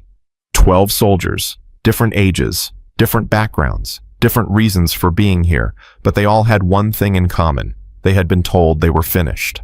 Maggie watched them file into the training room. Some walked with visible injuries. Others carried invisible ones. All of them wore the same expression, the mixture of hope and fear that came from being given one last chance. She recognized that expression. She had worn it herself once. Good morning, she said, stepping forward. My name is Margaret Callahan. You can call me Maggie. This is Captain Elena Vasquez. She'll be working with me to train you. 12 pairs of eyes fixed on her, measuring, assessing. I know what you've been told, Maggie continued. That you're damaged, that you're past your prime, that you don't belong in military service anymore. She let the words hang. I'm here to tell you that everything you've been told is wrong. A hand went up. A woman in her late 40s with graying hair and a scar that ran from her left eyebrow to her jaw. Ma'am, Sergeant Rachel Torres, permission to speak. Go ahead. With respect, ma'am, I've heard this speech before, at 2 other programs. Both times they washed me out within a month. How is this different? Maggie studied her, the scar, the defiant set of her jaw, the way she held herself despite the obvious pain in her left leg. What happened to you, Sergeant?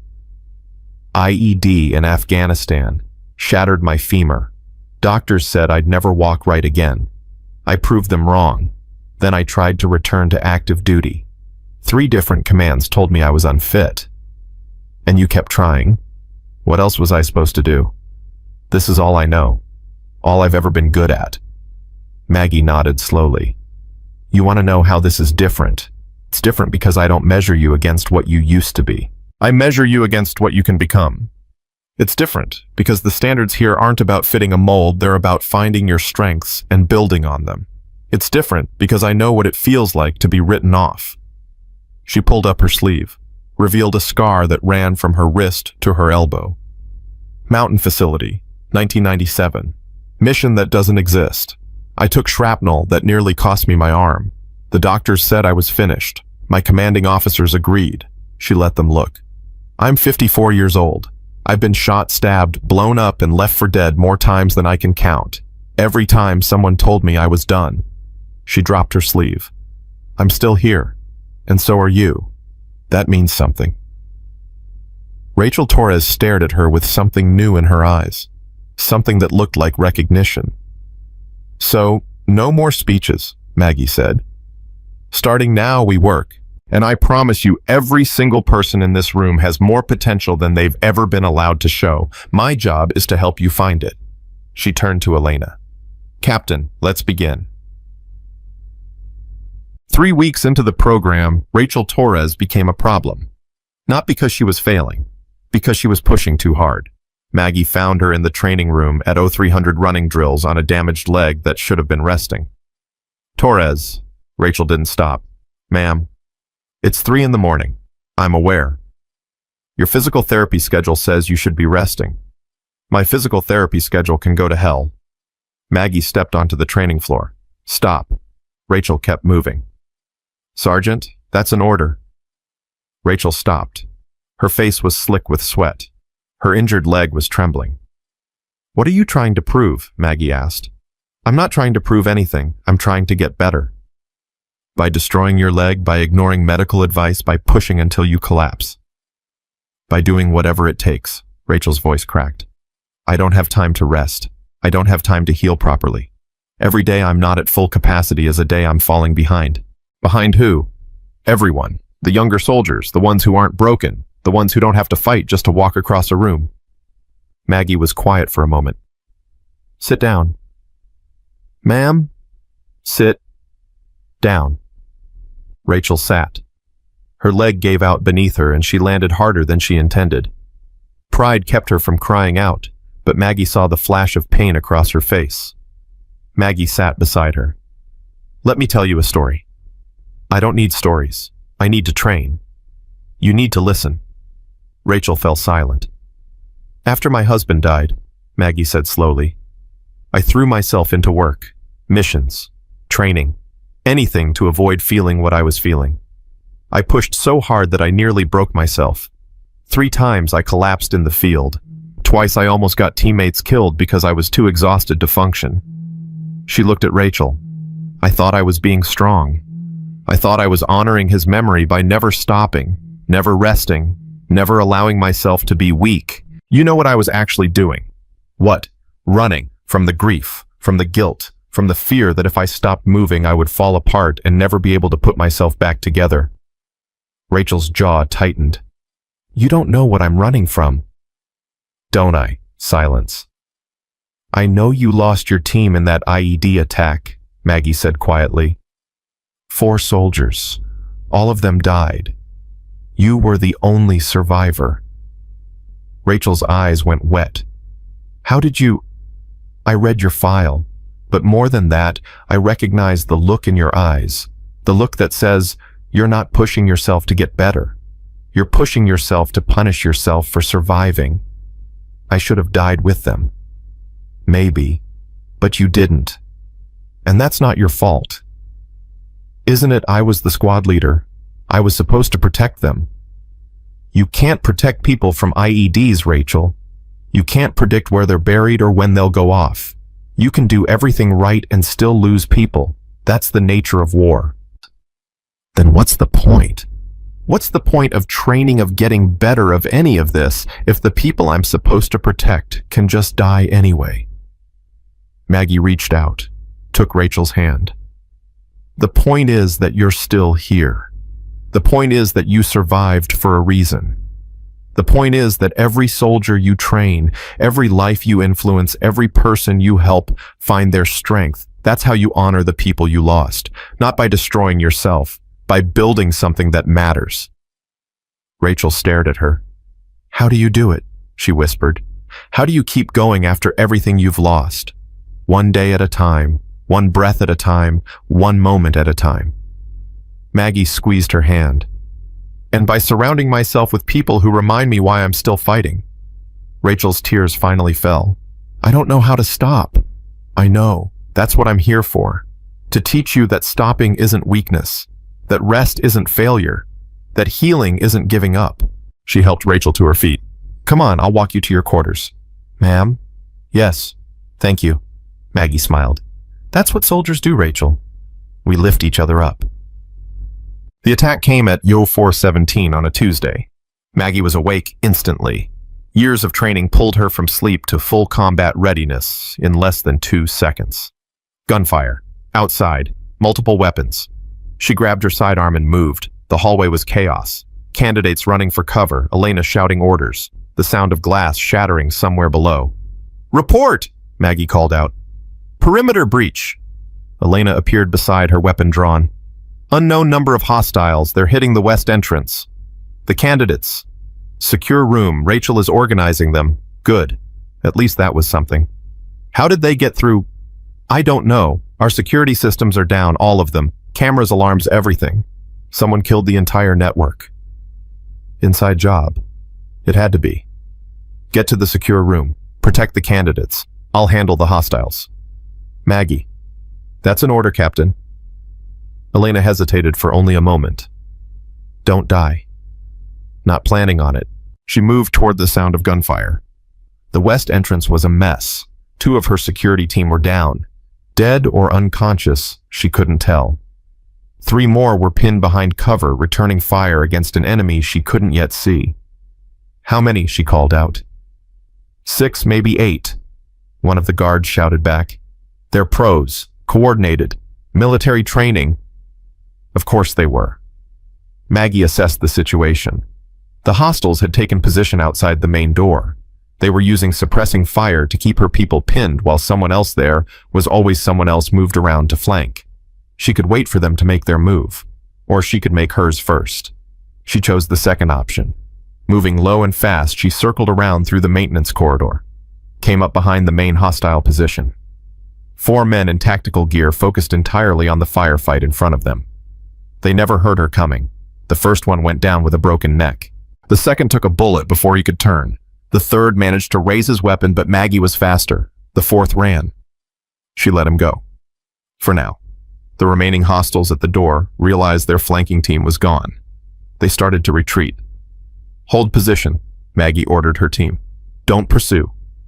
She watched the attackers disappear into the darkness. 4 dead. At least 4 more escaped. And she still didn't know who had sent them. Dawn brought answers. One of the surviving hostiles had been captured trying to scale the perimeter fence. He was sitting in an interrogation room, hands bound, face bloody from an altercation with Rachel Torres, who had caught him trying to sneak past the secure room. Maggie sat across from him. You have 2 choices. Tell me who sent you, or I let Sergeant Torres finish what she started. The man spat blood. Go to hell. That's not one of the choices. You don't scare me. I've dealt with worse than a 50-year-old grandmother. Maggie smiled. It was not a pleasant smile. Let me explain something to you. I've killed more men than you've met. I've survived things that would break your mind just to hear about.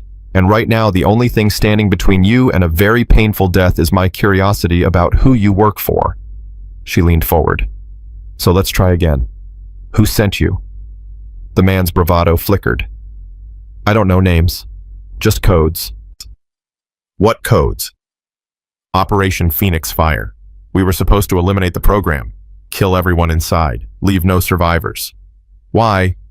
Above my pay grade. I just follow orders. Who gives the orders? A voice on a phone. Encrypted. Untraceable. Maggie studied him. You're lying. I'm not. You're lying because you're more afraid of whoever sent you than you are of me. That's understandable, but let me tell you something about fear. She stood, circled behind him. Fear only works when you believe there's a way out. When you think that if you stay loyal, if you keep your mouth shut, someone will come to save you. She leaned close to his ear. No one is coming. Your team is dead or scattered. Your mission failed. And the people who sent you, they've already written you off. You're a liability now, a loose end. And we both know what happens to loose ends. She felt him trembling. So here's your real choice. Tell me what you know and I'll protect you. I'll put you somewhere safe where they can't find you. Or stay silent and I'll hand you over to federal custody, where you'll be transferred to a facility that your employers definitely have people inside. How long do you think you'll last? Silence. Then quietly, there's a woman. What woman? She runs the operation. I've never seen her face, but I've heard her voice. Cold. Controlled. Like she's already calculated every possible outcome before she speaks. Does she have a name? They call her the Architect. She was part of Crane's inner circle. When the network fell, she disappeared. But she didn't stop. She just went deeper underground. The architect. Maggie's blood ran cold. What does she want? She wants revenge. Against you. Against everyone who destroyed what she built. She's been rebuilding the network piece by piece, recruiting people like me, planning something big. How big? I don't know. But I heard her say once that when it's finished, Margaret Callahan will wish she'd died with her husband. Maggie straightened. Where is she? I don't know. Nobody knows. That's the point. She's a ghost. Then how do you receive orders? Dead drops, anonymous servers, everything compartmentalized. Even if you take out half her operation, the other half doesn't know they exist. Professional. Thorough. The work of someone who had learned from the network's mistakes. You've told me everything you know. Everything, I swear. Maggie believed him. He was too scared to lie. Elena. The door opened. Elena stepped inside. Take him to federal custody and tell Hayes we have a new target. Who? Maggie's jaw tightened. The architect. Whoever she is, she just declared war, and I'm going to finish it. The weeks that followed were a race against an invisible enemy. Maggie worked her contacts, called in favors, traced every thread she could find. The architect remained a ghost. No photographs, no confirmed locations, no real name, just whispers and shadows. But the attacks kept coming. A car bomb outside Elena's apartment. She escaped with seconds to spare. A sniper attempt on Rachel during a training exercise. The bullet missed by inches. Poison in the water supply at headquarters. Caught only because one of the candidates had chemical detection training. The architect wasn't just trying to kill Maggie. She was trying to destroy everything Maggie had built. Everyone Maggie cared about. And she was getting closer every time. We need to go on the offensive, Elena said during a late-night strategy session. We can't keep playing defense forever. We can't attack what we can't find. Then we make her come to us. Maggie looked at her. What are you suggesting? A trap. Something she can't resist. Something that forces her out of hiding. She's too smart for obvious bait. Then we make it not obvious. Elena pulled out a folder. I've been analyzing her patterns. Every attack has been aimed at destroying your legacy. The program, the people. Everything you've built since Crane died. Your point. My point is that she's not just trying to kill you. She's trying to erase you. To prove that everything you accomplished was meaningless. That the network's destruction was temporary, and she can rebuild it better than before. Maggie considered this. So we give her the chance to prove it. Exactly.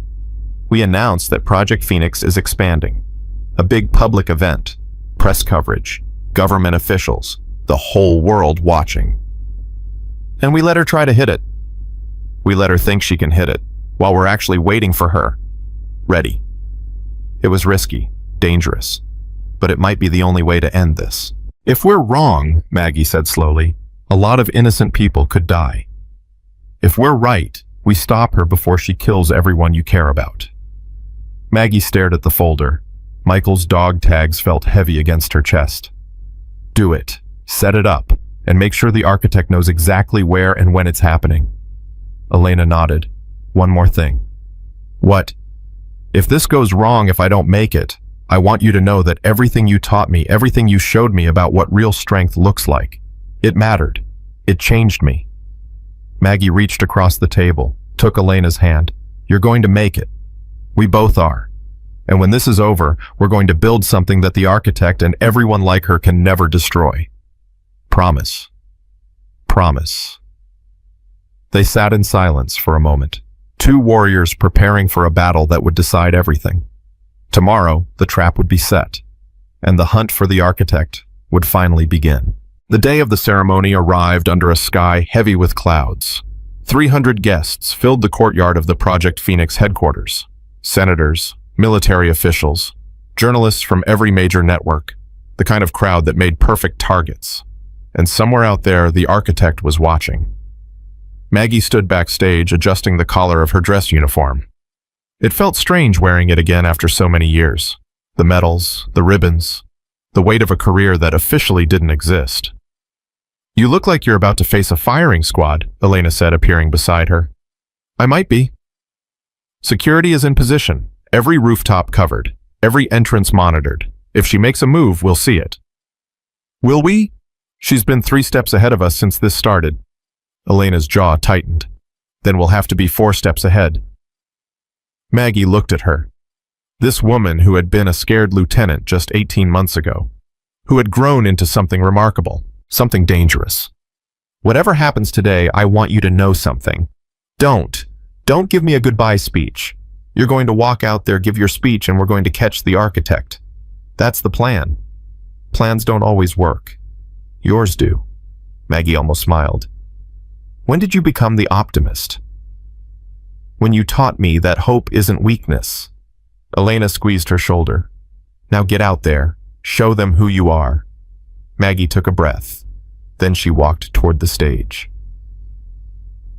The crowd fell silent as she approached the podium. 300 faces watching, cameras rolling, the world waiting to hear what Margaret Callahan had to say. She gripped the podium and began. 18 months ago, I stood in a room full of people who had been told they were finished. Too old. Too damaged. Too different. The military had written them off. Society had forgotten them. They had almost forgotten themselves. She paused. Today, those same people are some of the finest soldiers I've ever worked with.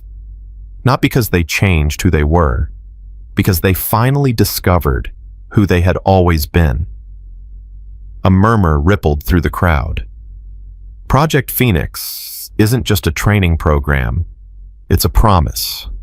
A promise that potential doesn't have an expiration date. That strength doesn't come from fitting in. It comes from standing up. That the people everyone overlooks are often the ones who change everything. Movement in her peripheral vision. Elena's voice in her earpiece. Maggie, we have activity. East Perimeter. She didn't break stride. I've spent my life being underestimated. I've been told I was too small, too female, too old. Every time I proved them wrong, not because I was better than everyone else, because I refused to accept their limitations.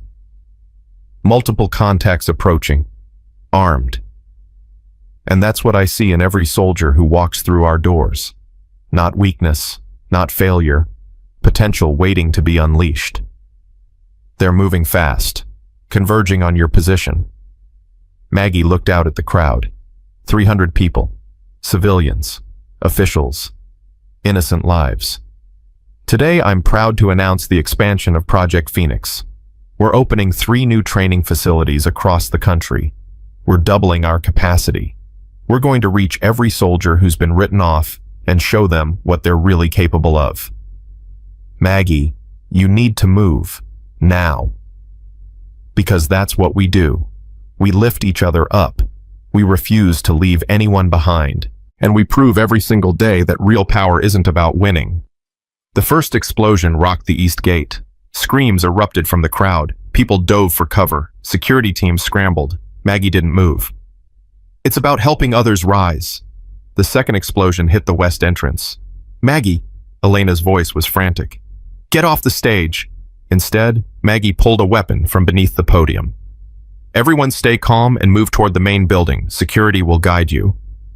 A third explosion, closer this time. And then she saw her, moving through the chaos like a specter. A woman in her 60s, silver-haired, elegant, walking calmly while everyone else ran. Their eyes met across the courtyard. The architect smiled, and Maggie understood. This wasn't a terrorist attack. It was an invitation. She moved through this panicked crowd, weapon raised, tracking the architect's path. Elena's voice crackled in her ear. I've lost visual. Where is she? Heading for the north corridor. She wants me to follow. Then don't follow. It's obviously a trap. Everything has been a trap. At least this time I know where it leads. Maggie, get the civilians to safety. Protect Rachel and the candidates. I'll handle this. You can't face her alone. I've been alone my whole career, Elena. This is how it has to end. She pulled out her earpiece and dropped it. The north corridor was empty, silent. The sounds of chaos faded behind her as she moved deeper into the building. The architect was waiting. She stood at the end of the hallway, hands clasped in front of her, perfectly composed. Margaret, finally, we meet properly. Who are you? Names don't matter anymore. What matters is what we are, what we've always been. And what's that? Two sides of the same coin, both created by the same system. Both weapons pointed at problems. The only difference is that I accepted what I am, and you keep pretending you're something else. Maggie raised her weapon. I'm nothing like you. No. You've killed more people than I have. You've operated outside the law for decades. You've done things that would horrify the people out there cheering for you. I did it for the right reasons. So did I. That's what everyone tells themselves. The architect stepped closer. I believed in the network, Margaret. I believed we were protecting America, preserving our power, ensuring our survival in a world that wanted to see us fall. You sold weapons to terrorists. I sold weapons to the highest bidder.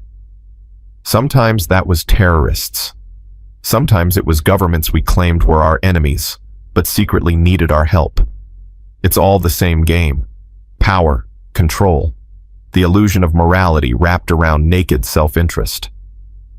You killed my husband. The architect's expression didn't change. I ordered many deaths. Your husband was one of them. He was getting too close. He had to be eliminated. And now you're going to pay for it. Am I? She tilted her head. Look around, Margaret. This building is surrounded. My people have your friends, your precious candidates, everyone you've worked so hard to protect. Maggie's grip tightened. You're bluffing. Am I? Check your communications. Oh wait, you threw away your earpiece. Very dramatic, very foolish. If you had them, you'd have used them by now. Would I? Or would I wait until this moment when you're standing in front of me, completely alone, to let you know that everything you've built is about to be destroyed? A door opened behind Maggie. She spun. Elena was shoved through, hands bound, a gun pressed to her head by a man in tactical gear. Don't, the man warned. Drop your weapon, or she dies. Maggie's blood turned to ice. Elena, I'm sorry.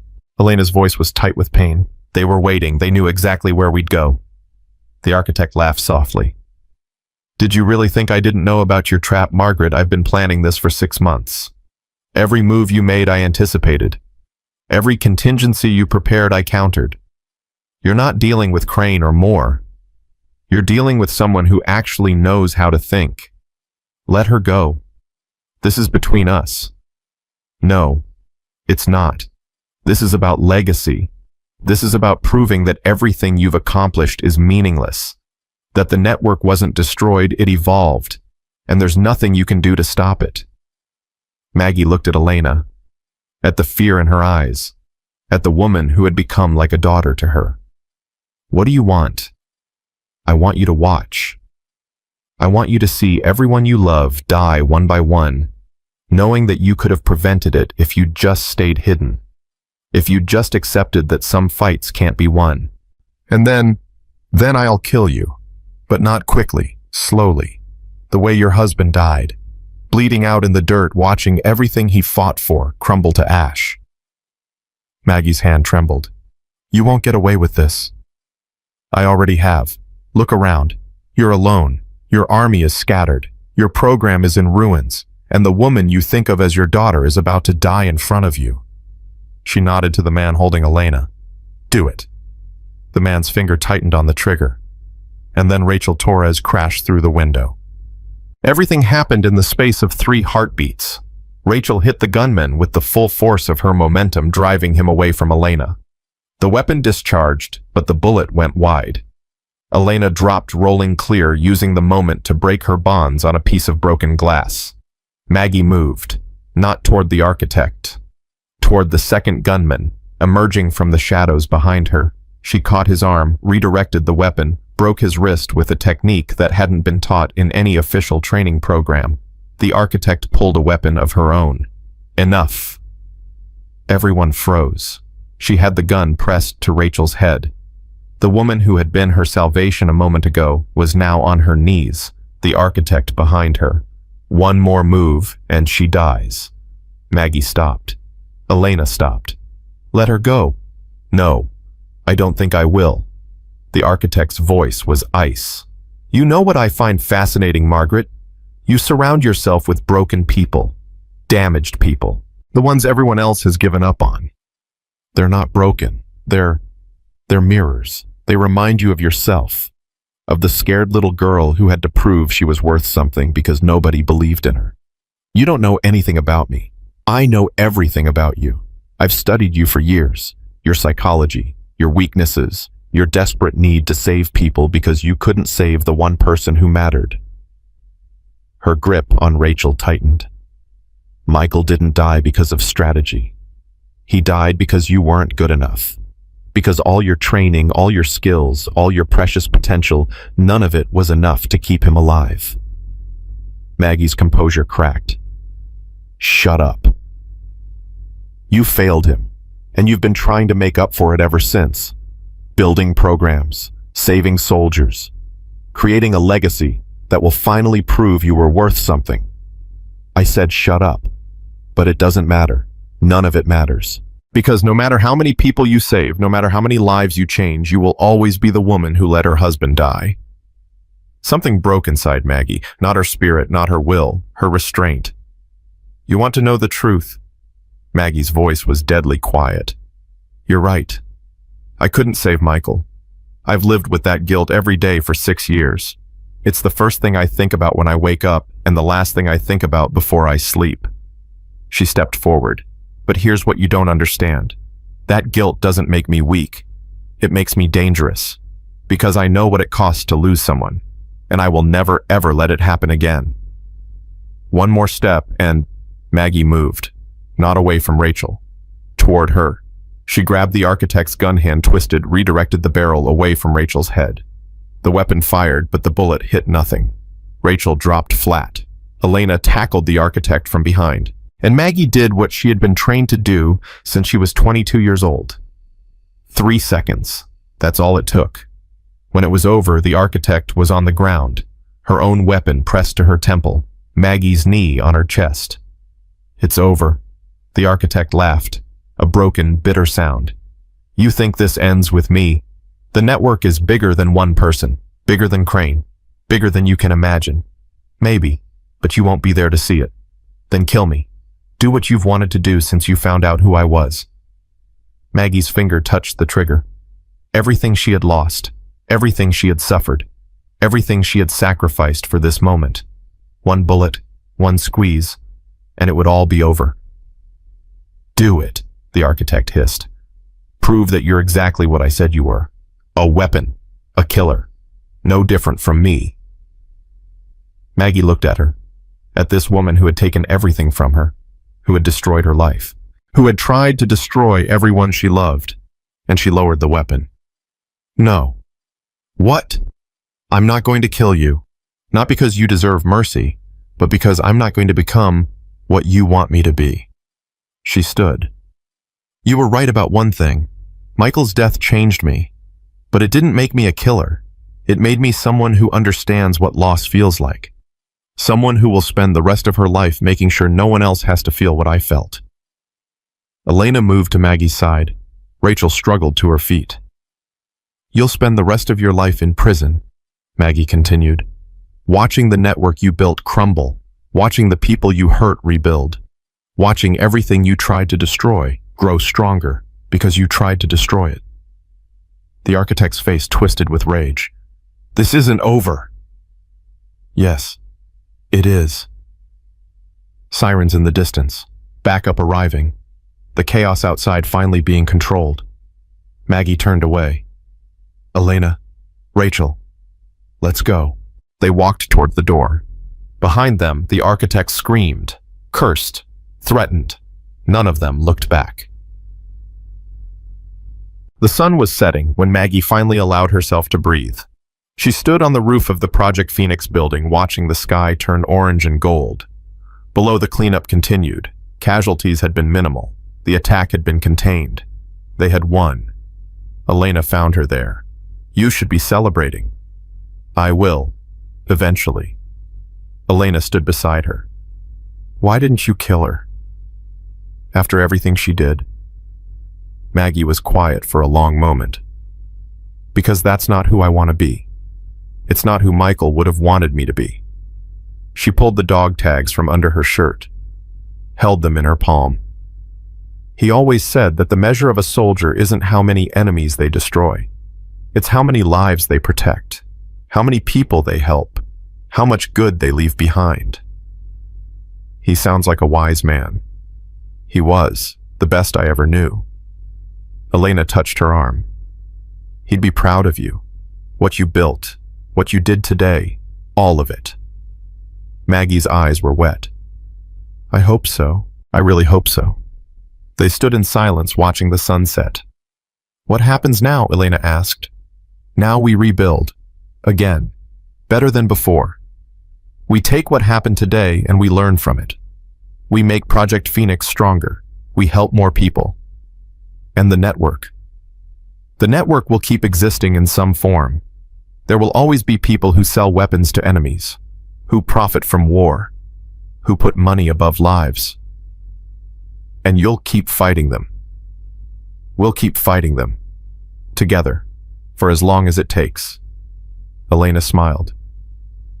When I met you, I thought you were the strongest person I'd ever seen.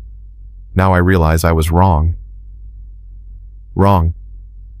You're not just strong, Maggie. You're something else. Something I don't have a word for. Maggie looked at her. Human. That's the word you're looking for. Just human. Broken and healed and broken again. Still standing. Still fighting. Still hoping. Is that enough? It has to be. It's all any of us have. 1 year later, Margaret Callahan stood at the entrance of the new Project Phoenix training facility in Colorado, the third one to open this year, the largest so far. 50 candidates waited inside, soldiers from every branch, every background, every story of being written off and left behind. Rachel Torres stood beside her, a captain's bars on her collar now. You ready for this? Rachel asked. I've been ready for this my whole life. They walked inside. The candidates stood at attention. 50 faces, 50 stories, 50 people who had been told they were finished. Maggie looked at each one of them. My name is Margaret Callahan. Some of you know my story. Some of you don't. It doesn't matter. What matters is that you're here. You chose to be here. And that choice means something. She paced slowly in front of them. You've been told you're too old, too damaged, too different. You've been told that your best days are behind you, that you should accept your limitations, that you should be grateful for whatever scraps the system throws you. She stopped. I'm here to tell you that everything you've been told is a lie. A murmur rippled through the ranks. The people who told you those things were measuring you against a standard they created, a standard designed to keep power in the hands of the people who already have it. A standard that has nothing to do with what you're actually capable of. She looked at Rachel, at Elena, who had arrived that morning to help with the opening ceremony, at every face that represented a victory over doubt and fear and cruelty. Real strength isn't about fitting in. It's about standing up. Real power isn't about winning. It's about lifting others up. Real potential doesn't have an expiration date. It's waiting inside every single one of you right now, ready to be unleashed. She stepped forward. I'm not going to promise this will be easy. It won't be. You're going to be pushed harder than you've ever been pushed. You're going to face tests that seem impossible. You're going to want to quit many times. Her voice hardened. But you're not going to quit. Because you're not the people they said you were. You're not failures. You're not broken. You're not finished. She met each pair of eyes in the room. You're soldiers. My soldiers. And by the time I'm done with you, you're going to be the finest operators this country has ever seen. Not despite what you've been through. Because of it. Silence. Then Rachel began to clap. Elena joined her. The other staff joined. And then the candidates joined. A sound that started as applause and became something else. Something that sounded like hope. Like belief. Like the beginning of something that would change lives. Maggie stood in the center of it, feeling the weight of Michael's dog tags against her heart. I'll see you on the other side, Mags. She could almost hear his voice. I see you, baby, she whispered. I finally see you. That night, Maggie sat alone in her office writing in a journal she had kept since Michael's death. The words came slowly at first, then faster. Today I opened the third facility. 50 new candidates. 50 new chances to make a difference. Every face reminded me why I'm still doing this. She paused. The architect is in prison. The network is fractured. The people who killed Michael are finally facing justice. It should feel like victory. Sometimes it does. Sometimes it just feels like exhaustion. She looked at the photograph on her desk. Michael's smiling arms around her, taken 2 weeks before the mission that killed him. I think about you every day. I wonder if you'd approve of what I've become. If you'd be proud of the choices I've made. If you'd still love the woman I've had to turn into. Her eyes burned. I didn't become who you expected. I became someone harder, colder, more dangerous than either of us imagined. But I also became someone who helps people, who lifts them up, who refuses to let the darkness win. She touched the photograph. That's your legacy, Michael. Not the missions we ran or the enemies we killed, the people we saved, the lives we changed, the soldiers who will go on to save others because someone believed in them when no one else would. She closed the journal. Outside her window, the stars were coming out. The same stars she used to watch with Michael on the nights before missions. The same stars she had wished on when she was a young girl dreaming of being something more than what the world expected. I kept my promise, she said to the darkness. I kept fighting. I kept hoping. I kept believing that the world could be better if we just refused to give up on it. She stood, walked to the window. And I'll keep going. For you, for Elena, for Rachel, for every soldier who's ever been told they don't belong, for every person who's ever been written off and left behind.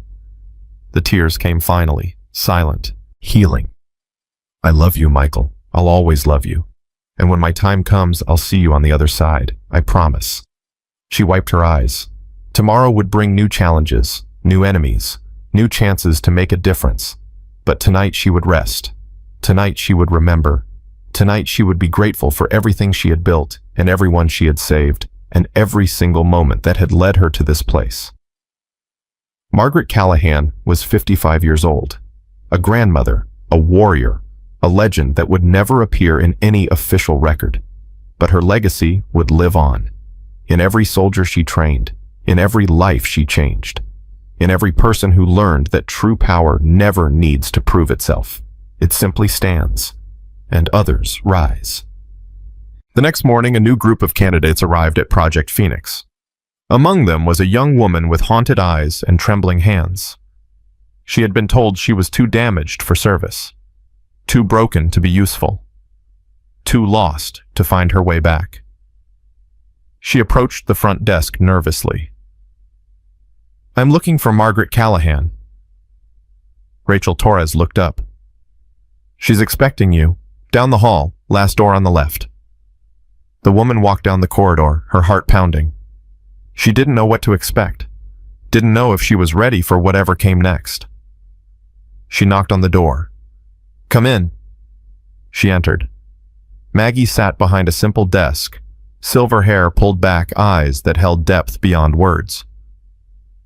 You must be Sarah. I've been reading your file. Ma'am, I should tell you up front the things in that file. I'm not sure I can... Sit down, Sarah. She sat. Maggie studied her for a long moment. You've been through hell. I can see it in your eyes. The question is, are you ready to come back from it? I don't know. I don't know if I'm strong enough. Maggie leaned forward. Let me tell you something. Strength isn't about never breaking. It's about getting back up after you do. It's about finding the courage to try again when everything inside you says to give up. She reached across the desk, took Sarah's trembling hands. I've been where you are, broken, lost, convinced that I had nothing left to give, but I found my way back, and so will you. How do you know? Maggie smiled. Because you're here. Because you didn't give up. Because something inside you refused to accept that this is how your story ends. She squeezed Sarah's hands. That something is your strength. Your real strength. The kind that can't be measured by tests or standards or anyone else's expectations. And if you let me, I'll help you find it. Sarah's eyes filled with tears. Why? Why would you help someone like me? Maggie's answer was simple. Because that's what soldiers do. We lift each other up. We refuse to leave anyone behind. And we prove every single day that the world doesn't get to decide who we are. She stood, extended her hand. Welcome to Project Phoenix, Sarah. Your new life starts now. Sarah took her hand. And somewhere in a place beyond sight, beyond time, beyond everything that separates the living from the dead, Michael Callahan smiled. His wife had kept her promise. She had risen, and she was helping others rise with her. That was her legacy. That was her truth. That was who Margaret Callahan had always been meant to become. Not just a soldier, not just a warrior, a light in the darkness, a voice for the voiceless, a proof that true power isn't about strength or speed or tactical superiority. True power is about love, about hope, about the stubborn, unshakable belief that no matter how dark the night becomes, the sun will always rise again. And it did. Every single day. Because Margaret Callahan made sure of it.